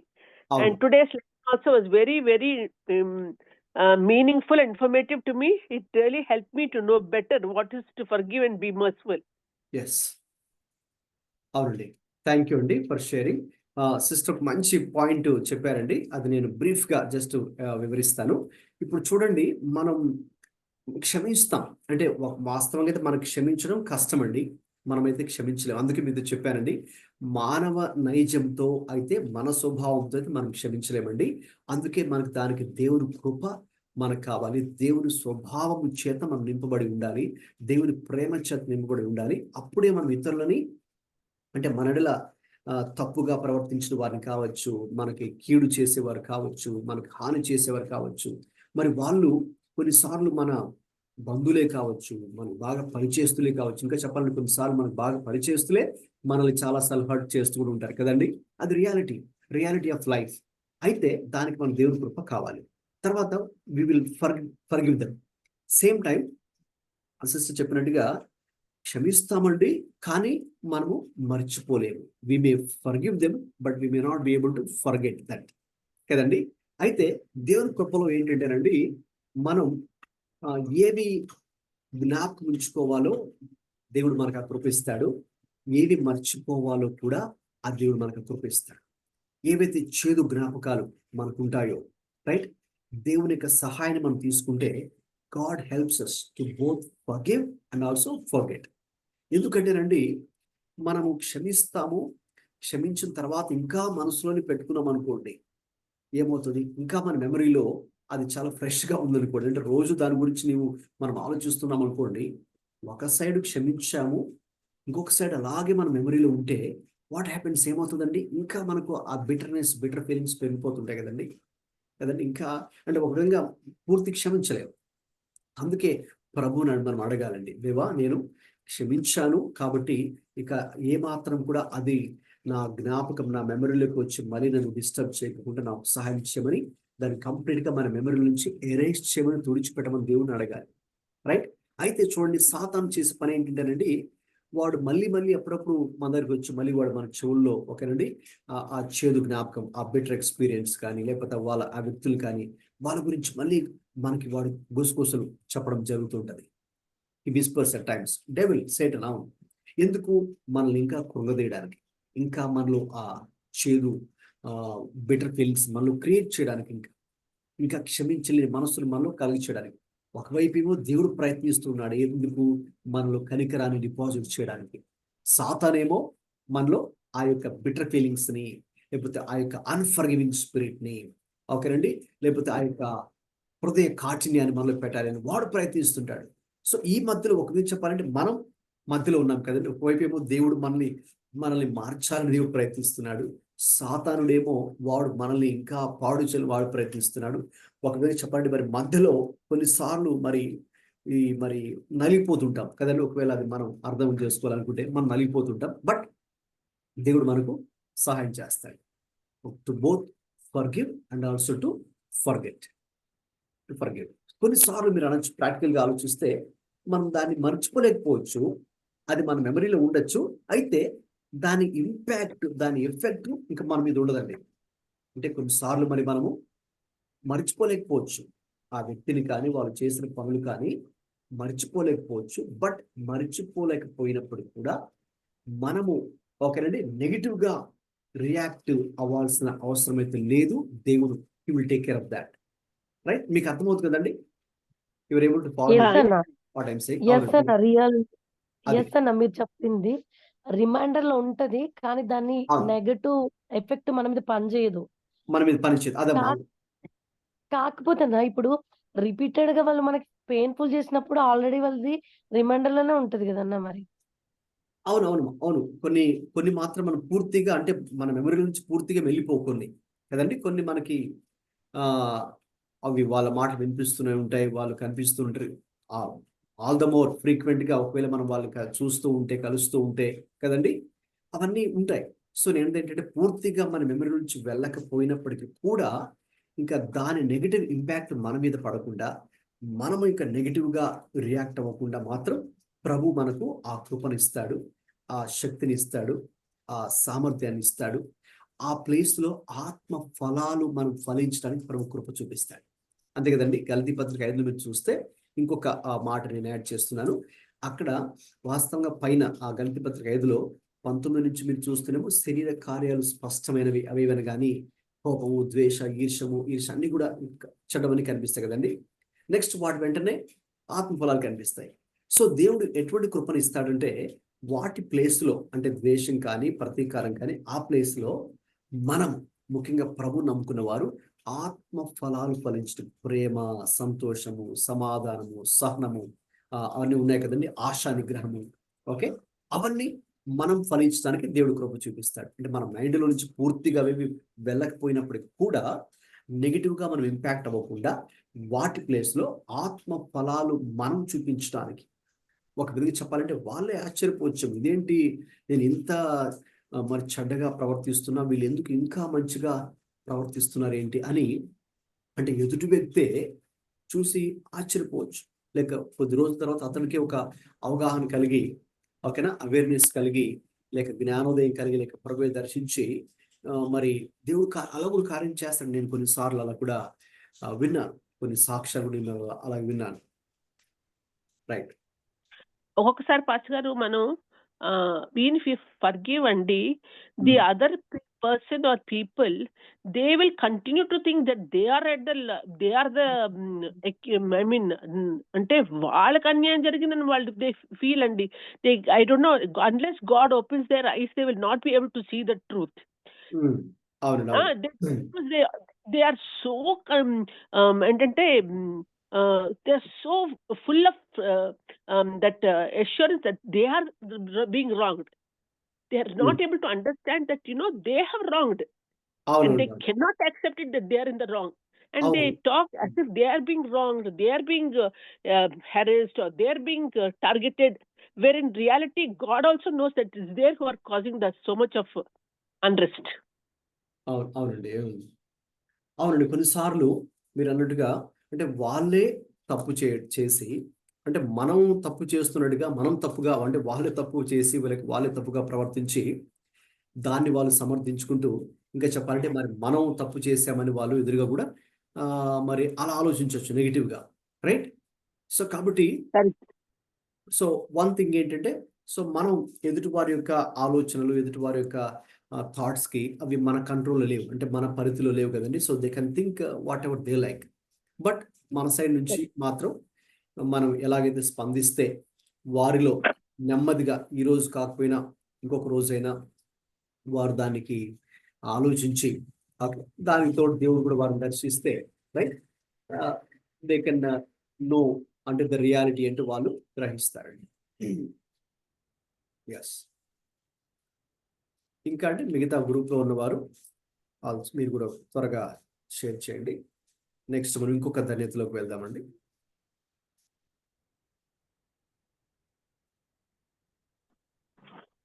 Pastor by 9 I will go and be. Okay అండి. Yes, Pastor last week నాకు కొంచెం పంపించరా ప్లీజ్. పంపిస్తానండి. Sure. Till 9 I will be here. Okay అండి. Okay అండి. ఇంకా ఎవరైనా పంచుకోవాలనుకుంటున్నారండి కనికరం గురించి? సో కనికరము అంటే మన జీవితాల్లో అది అసలు ఎలా మనం కలిగి ఉండాలి, ఎలా పొందుకోవాలి? సో సింపుల్గా నేను చెప్పినట్టుగా అది దేవునిలో ఉన్న లక్షణం అండి.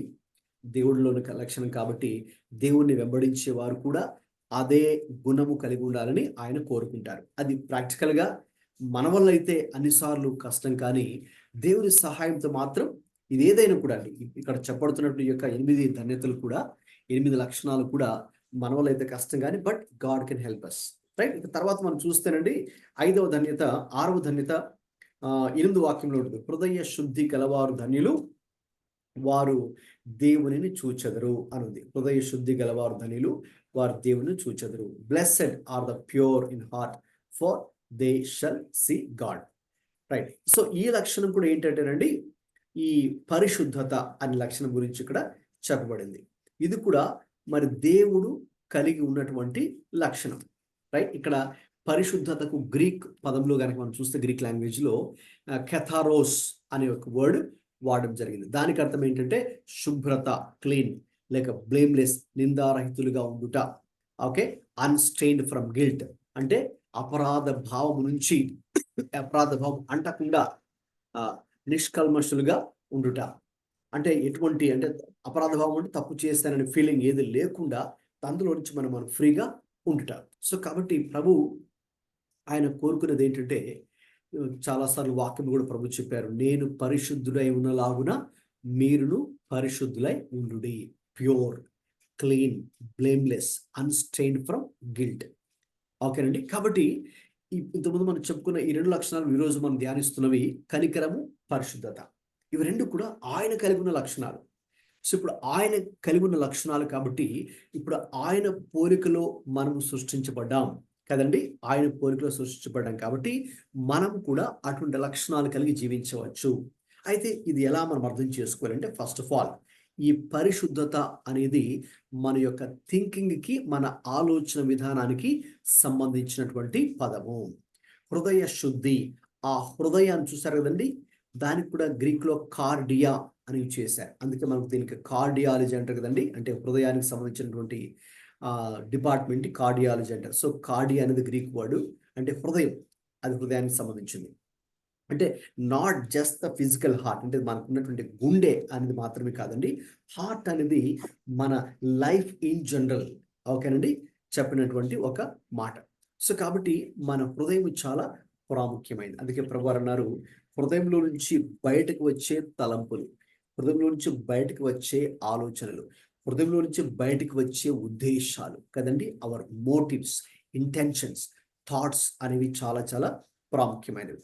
సో దేవుడు కూడా ఒక వ్యక్తి పవిత్రుడా అపవిత్రుడా ఎలా డిసైడ్ చేస్తాడంటే, అవి దాన్ని బట్టి ప్రభువారు డిసైడ్ చేయడం కూడా జరుగుతుంది. కాబట్టి మన యొక్క ఆలోచన విధానానికి సంబంధించింది, రైట్?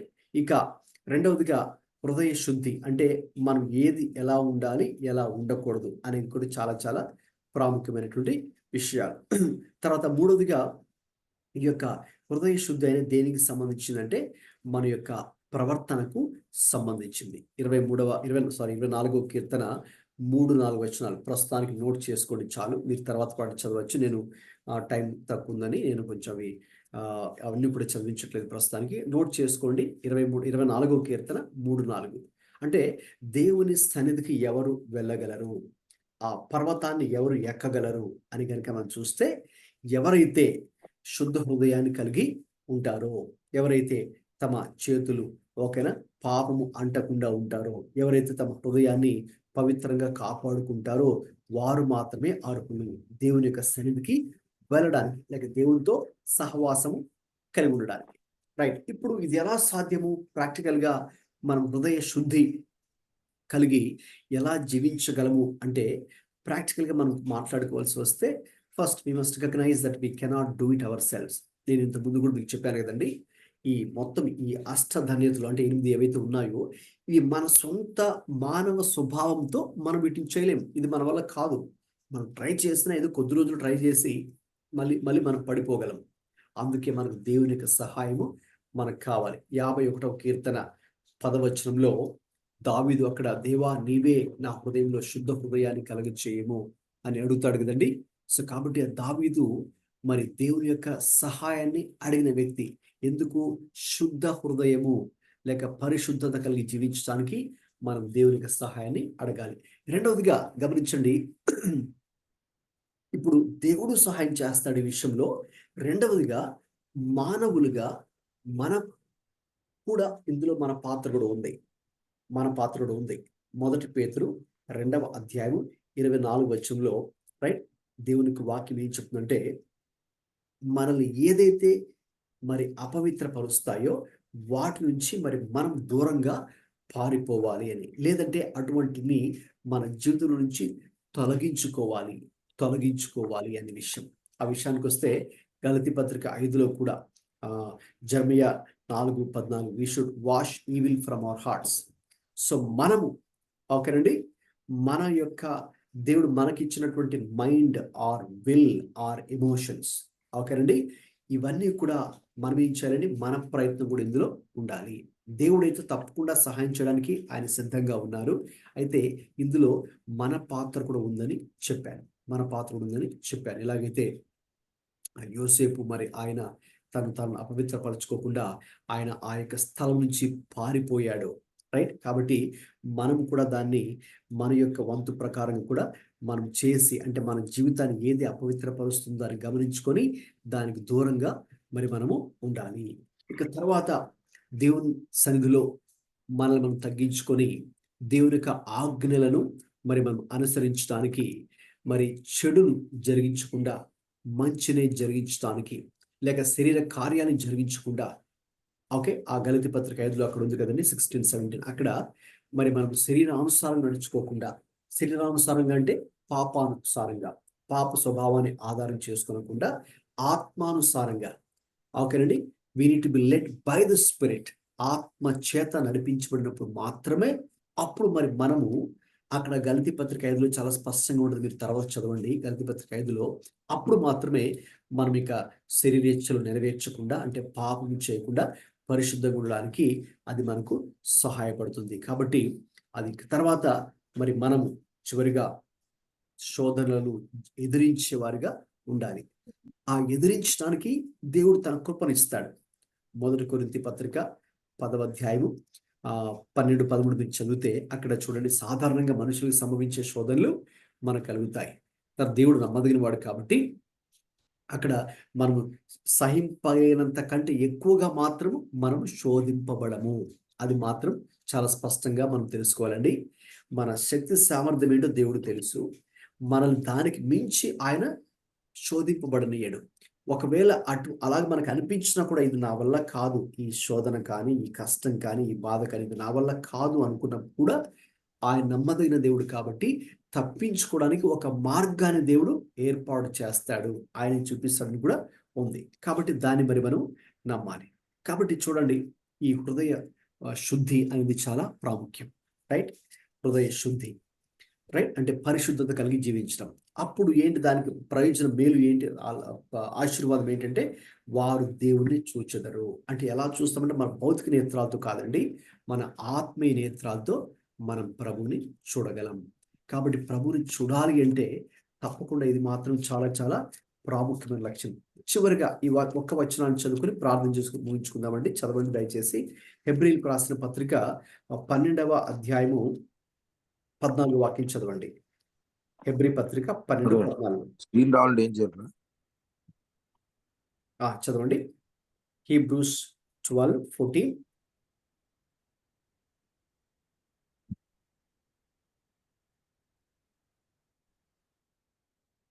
హీబ్రూస్ 13 అందరితో సమాధానము పరిశుద్ధతయు కలిగి ఉండేటకు ప్రయత్నించుడి. పరిశుద్ధత లేకుండా ఎవడన్నూ ప్రభువును చూడడు. రైట్. పరిశుద్ధతయు కలిగి ఉండటకు ప్రయత్నించుడి. పరిశుద్ధత లేకుండా ఎవడును ప్రభువుని చూడడు. అంటే భౌతిక నేత్రాలతో కాదు, ఆత్మ నేత్రాలతో ప్రభువుని చూడాలన్నా కూడా ఈ పరిశుద్ధత అనే లక్షణము చాలా ప్రాముఖ్యమైనది. అందుకే చాలా చోట్ల both in the old and the new testament we see that be ye holy as our God the Lord is holy. దేవుడు మన ప్రభు పరిశుద్ధులాగున మనము పరిశుద్ధులుగా ఉండాలి. అది బేసిక్ థింగ్ అండి, చాలా చాలా ప్రాముఖ్యమైనది. రైట్, మనం ప్రభుని చూడాలన్నా, ప్రభు కార్యాలు చూడాలన్నా, ప్రభు యొక్క గుణాన్ని మనం కలిగి ఉండాలన్నా, రైట్, పరిశుద్ధత అనేది చాలా ప్రాముఖ్యమైనది. నేను చెప్పినట్టుగా ఇది మన వల్ల అయితే, మన సొంత శక్తి చేత మనం ప్రయత్నం, we need God's help, God's strength. Right, we need the spirit of God. పరిశుద్ధాత్మక సహాయం మరి మనకు కావాలి. రైట్, సో ఈ రోజున ఇవి రెండు మరి మనము నేర్చుకున్నామండి. కనికరము, అలాగే పరిశుద్ధత. కనికరము, పరిశుద్ధత. సో కనికరం కలిగి ఉంటే మనం తిరిగి కనికరాన్ని పొందుకుంటాము. పరిశుద్ధత కలిగి జీవిస్తే మనం ప్రభుని చూచేవారుగా ఉంటాం, ప్రభు కార్యాలు చూచేవారుగా ఉంటాం. అటువంటి కృప ప్రభు మనందరికి కూడా, ఈ గ్రూప్లో ఉన్న వారందరికీ కూడా దయచేయునుగాక. ప్రార్థన చేసుకుని ముగించుకుందామండి. ప్రార్థన చేసుకుందాం. ఎవరైనా ఒక గ్రూప్లో ఉన్నవారు మైక్ ఆన్ చేసుకుని ప్రార్థన చేయండి. ఎవరైనా పర్వాలేదు. స్తోత్రములు తండ్రి, స్తోత్రములు నాయన. పరిశుద్ధుడని పాదములకు వందనాలు, స్తోత్రాలు చెల్లించున్నాం తండ్రి. ఈ రాత్రికాల సమయంలో తండ్రి మీ యొక్క ప్రత్యేకతను మాకు కనపరిచినందుకు వందనాలు, స్తోత్రాలు చెల్లించున్నాం తండ్రి. నా దేవా, నా ప్రభా, నా తండ్రి నాయన, నీ గుణగణాలు బహుశ్రేష్టమైనవి నా తండ్రి. అవి మాకు పొంతన లేనివి, కానీ నా తండ్రి నీవు సహాయం చేయగా నా తండ్రి అవి మేము చేయగలుగుతామని మీరు మాట్లాడిన విధానం బట్టి వందనాలు చెల్లిస్తున్నాం తండ్రి. ప్రతి ఆత్మఫలము కూడా నా తండ్రి నీ పాద సన్నిధికి వచ్చి నా తండ్రి నీవు సహాయం చేసిన ఎడల మేము అవి చేయగలుగుతామని, మాకు అసాధ్యం కాదు అని నా తండ్రి మానవ మాత్రులము ప్రభా నా తండ్రి మేము వాటికి విరుద్ధమైన జీవితమే జీవించుచున్నాం నా తండ్రి. వాటికి విరుద్ధమైన లక్షణాలే మాలో ఉన్నాయి నా ప్రభా. అంత మాత్రమే కాదు, కానీ అవి చేయుటకు మాకు శక్తి చాలదు తండ్రి, జ్ఞానము చాలదు, వివేచన చాలదు నా తండ్రి. అయినప్పటికీ తండ్రి నీవు అవి అనుకరించినప్పుడు మాత్రమే నిన్ను చూడగలుగుతాము, నిన్ను కలుసుకోగలుగుతాము, నిన్ను చేరుకోగలుగుతాము తండ్రి. నీ యొక్క క్షమాపణ మాకు దొరుకుతుంది. నీ వల్ల మేము ఈ లోకంలో మరణము పొందినను తండ్రి నిన్ను నిత్యత్వంలో కలుసుకుంటాము. కాబట్టి తండ్రి అది మా గోల్గా పెట్టుకొని నా తండ్రి నాయన మాకు అసాధ్యమైనవి కూడా నువ్వు సాధ్యం చేసి ఉన్నావని తండ్రి నీ వైపు చూసి నీ సన్నిధానంలో గోజాడి నా తండ్రి నాయన ఆత్మఫలాలను పొందుకోగలుగుటకు సహాయం దయచేయండి తండ్రి. శరీరానుసరమైన ప్రార్థనలు మేము అనేకం చేస్తున్నాం, కానీ నా తండ్రి ఆత్మఫలాల నిమిత్తం కూడా మేము ప్రార్థన చేసుకుని తండ్రి నీ శక్తిని, నీ బలమును ఆశ్రయించి నా ప్రభా మా జీవితాల్లో కూడా నా తండ్రి నాయన మేము కూడా నీ వలె ఉండగలుగుటకు నా తండ్రి, నీ పోలికలకి రాగలుగుటకు నా తండ్రి, నీ స్వభావంలో ఉండగలుగుటకు, నీ లక్షణాలు మేము పొందుకోగలుగుటకు మీకు ఇష్టమైనది ప్రభా. అది మాకు మేలుకరము, దీవెనకరము నా తండ్రి. మా యొక్క మరణము నా తండ్రి ఈ లోకంలో ముగిసిపోయేది కాదు నా తండ్రి. మాకు కూడా పునరుత్థానం ఉందని, మేము కూడా నీ వల్ల లేస్తామని నా తండ్రి, నీతో పాటు కుడిపార్శ్వనంలో ఉంటామన్న సంగతులను మేము ఎల్లవేళలా గుర్తు పెట్టుకొని నా తండ్రి వాటిని అనుసరించు నా తండ్రి దినమెల్లా నీ యొక్క శక్తిని, బలమును ఆనుకొనుటకు, ఆశ్రయించుటకు ప్రభా అనుక్షణము నా తండ్రి నాయన మాట్లాడుటలోను, చూచుటలోను, గ్రహించుటలోను నా తండ్రి, ఉచ్చరించుటలోను, క్షమించుటలోను ప్రభా నీ యొక్క పరలోక ప్రార్థనను గుర్తుపెట్టుకొని తండ్రి నాకు క్షమాపణ పొందుకోవాలంటే, నేను నిత్యరాజ్యంలో ఉండాలంటే నీ యొక్క స్వభావంలోనే ఉంటేనే తప్ప నేను అక్కడ ఉండలేనన్న సంగతిని మేము గుర్తెరిగి నా తండ్రి విన్న వాక్యం వ్యర్థం చేసుకోనకుండా నా తండ్రి కాస్త కొంచెం భయమైన, కష్టమైన, దుఃఖమైనను నాకు స్వభావానికి విరుద్ధమైనను తండ్రి నిన్ను ఆశ్రయించిన వల్ల అది సాధ్యమని తెలుసుకున్నాం నా తండ్రి. మరి దినమెల్లా నిన్ను ఆశ్రయించి ప్రభా ఆ మంచి ఫలాలను, ఆత్మ ఫలాలను పొందుకొని ప్రభా ప్రతి ఒక్కరికి మాదిరికంగా, మరి ముఖ్యంగా నీ యొక్క పోలికల్లో మేము జీవించగలుగుటకు తండ్రి మా యొక్క శ్వాస విడిచే లోపు నా తండ్రి మేము నీ రూపంలోకి, నీ పోలికల్లోకి రాగలుగుటకు మీరే సహాయం దయచేయమని, ఇట్టి ధన్యతను మేము పోగొట్టుకోకుండా నా తండ్రి దినమెల్లా నా తండ్రి ఆ ధన్యతలో మేము జీవించగలుగుటకు నా తండ్రి క్షణకాలము అశాశ్వతమైన వాటి యందు మనస్సు ఉంచక శాశ్వతమైన నీ కృపను, కనికరమును, దయను పొందుకుని నా తండ్రి ఆ స్వభావంలో మేము జీవించగలుగుటకు సహాయం దయచేయమని తండ్రి అన్న ద్వారా మీరు మాతో మాట్లాడుచున్న ప్రతి మాటను బట్టి నీకు వందనాలు ప్రభా. ఈ లోకానుసారమైన వాక్యాలు మేము ఎన్నో వింటున్నాము, కానీ నా తండ్రి నిజమైన వాక్యము నా తండ్రి నీ మాటలు, నీ స్వభావము, నీ లక్షణాలు నా తండ్రి నాయన అన్న ఎంతగానో చక్కగా చెప్తున్నాడు ప్రభా. అందరైతే నా తండ్రి చాలా వాక్యాలు నేను విన్నప్పుడు నా తండ్రి నా దేవ ఆత్మ అవసరాల నిమిత్తము వాక్యం ఉండట్లేదు ప్రభా, కానీ అన్న మాత్రం ప్రతిదీ కూడా నా తండ్రి ఆత్మకు సంబంధించిన క్రియలు, ఆత్మకు సంబంధించిన లక్షణాలు, ఆత్మకు సంబంధించిన స్వభావాలు నా తండ్రి నాయన మా ముందు పెడుతూ నా తండ్రి నాయన ఎంతో కొంత మేము ప్రయత్నం చేయగలుగుటకు నా తండ్రి అనుక్షణం అన్న మాకు ప్రయత్నం చేస్తుండగా అన్న ఈ యొక్క మినిస్ట్రీని మీరు ఆశీర్వదించండి ప్రభా. నా తండ్రి అన్నను ఆశీర్వదించండి దేవా. ఆయన జీవితంలో నా తండ్రి నా ప్రభా నాయన నీ యొక్క సంకల్పాలు ఉద్దేశ్యంలో నెరవేరులాగన నా తండ్రి సహాయం దయచేయమని, ప్రతి నీడ్‌ని మీరు మీ యొక్క అవసరాలను తీర్చే దేవుడో యేసయ్య, ఆ ప్రతి నీడ్‌ని కూడా తీర్చమని వేడుకొంచున్నాం తండ్రి. మాకిచ్చిన ఈ సావాసాన్ని బట్టి వందనాలు ప్రభా. కూడుకున్న మేమందరం కూడా నా తండ్రి నాయన మా వంతుగా మేము ప్రయత్నం చేయగలుగుటకు ప్రభా, నీ సహాయం పొందుకోగలుగుటకు నా తండ్రి, నీ మాకైతే కష్టమే నా తండ్రి. మాకైతే చాలా కష్టము ప్రభా అలా బ్రతకడం. కానీ మీరైతే సులువని చెప్తున్నారు ప్రభా. నా కాడి తేలికైనదంటున్నారు ప్రభా. నా తండ్రి మరి మేము మోయగలుగుటకు సహాయం దయచేయమని మేమందరం కూడా ప్రభా, నా తండ్రి మా జీవితాలను సరిచేసుకోగలుగుటకు ప్రతి క్షణం కూడా కరెక్షన్ అని మా జీవితాల్లో మేము ఎల్లప్పుడూ కూడా క్వెషన్ మార్క్‌ని పెట్టుకుంటూ నా తండ్రి కరెక్ట్ చేసుకుంటూ ముందుకెళ్ళగలుగుటకు నాయన ఈ లోక పరిస్థితులను ప్రభా, నాయన మనుషులను నాయన సర్కమ్‌స్టాన్సెస్‌ను చూడకుండా తండ్రి నిన్ను మాత్రమే చూసి ఈ లోకంలో నా తండ్రి నాయన మేము నిజమైన ఆత్మ ఫలాలను, ఆశీర్వాదాలను పొందుకొనుకొనుటకు మీరే కృప చూపించి, కనికరం చూపించి, సహాయం దయచేసి, ఘనత మహిమ మీరు పొందుకొనులాగున నా తండ్రి మా జీవితాలను సరిచేసువాడవు నీవని, నా తండ్రి నీకు ఎల్లవేళలా కృతజ్ఞతాస్తుతులు చెల్లింగుంటాం. యేసయ్య ఘనమైన నామములో అడిగి బ్రతిమలాడి వేడుచున్నాం తండ్రి. ఆమేన్. ఆమేన్. ఆమేన్. ఆమేన్. ఆశీర్వాదం తీసుకుందామండి. ఇప్పుడు మన తండ్రి అయిన దేవుని ప్రేమయు, మన ప్రభు అయిన యేసుక్రీస్తు కృపయు, పరిశుద్ధాత్మ దేవుని తోడు సహవాసము మనందరికీ ఈ యొక్క ఆన్లైన్ బైబిల్ స్టడీ ద్వారా ఎవరైతే పార్టిసిపేట్ చేస్తూ దేవుని యొక్క వాక్యం నేర్చుకుంటూ తమను తాము దేవుని యొక్క వాక్యములకు సమర్పించుకుంటూ జీవిస్తున్నారు, ప్రతి బిడ్డకు, వారికి, వారి కుటుంబానికి, వారి పిల్లలకు ఇప్పుడు ఎల్లప్పుడూ సదాకాలం తోడే ఉండి నడిపించును గాక. ఆమేన్. ఆమేన్. ఆమేన్. ఆమేన్. అందరికి praise thanks Lord. For God praise bless you. Lord. వచ్చే వారం కూడా మళ్ళీ మనం ఇలాగే థర్స్డే అన్న 7:30కి ప్రైజ్ లార్డ్ అన్న. ప్రైజ్ రావడం అందరికి అన్న ఒక ప్రైజ్ చిన్న రాడు. విషయం. వచ్చే అన్న థర్స్డే ఒక చిన్న విషయం. చెప్పమ్మా. అన్న మీ వర్డ్ ద్వారా నేను చాలా బ్లెస్ అవుతున్నాను. నేను ఫోన్ పే చేద్దాం అనుకుంటున్నాను. సేమ్ ఈ నంబరేనా? ప్రైజ్ రాడు. అవునమ్మా, సేమ్. థ్యాంక్ యూ అన్న. God bless. Thank you pastor. Right అండి. ఓకే అండి, వచ్చే వారం కూడా సేమ్ ఇదే లింక్ పంపిస్తానండి. సో అందరు కూడా జాయిన్ అవ్వండి. ఇంకా మీకు ఎవరైనా తెలిసిన వాళ్ళు కూడా దేవుని యొక్క వాక్యం నేర్చుకోవాలని ఆశ కలిగిన వారు ఎవరైనా కావచ్చు, వాళ్ళకి మీరు షేర్ చేయండి. ప్రార్థన పూర్వకంగా మీరు కూడా ప్రార్థించి తప్పకుండా ఇందులో పార్టిసిపేట్ చేయాలని ప్రభువు కోరుతున్నాను. God bless you all. Praise lord.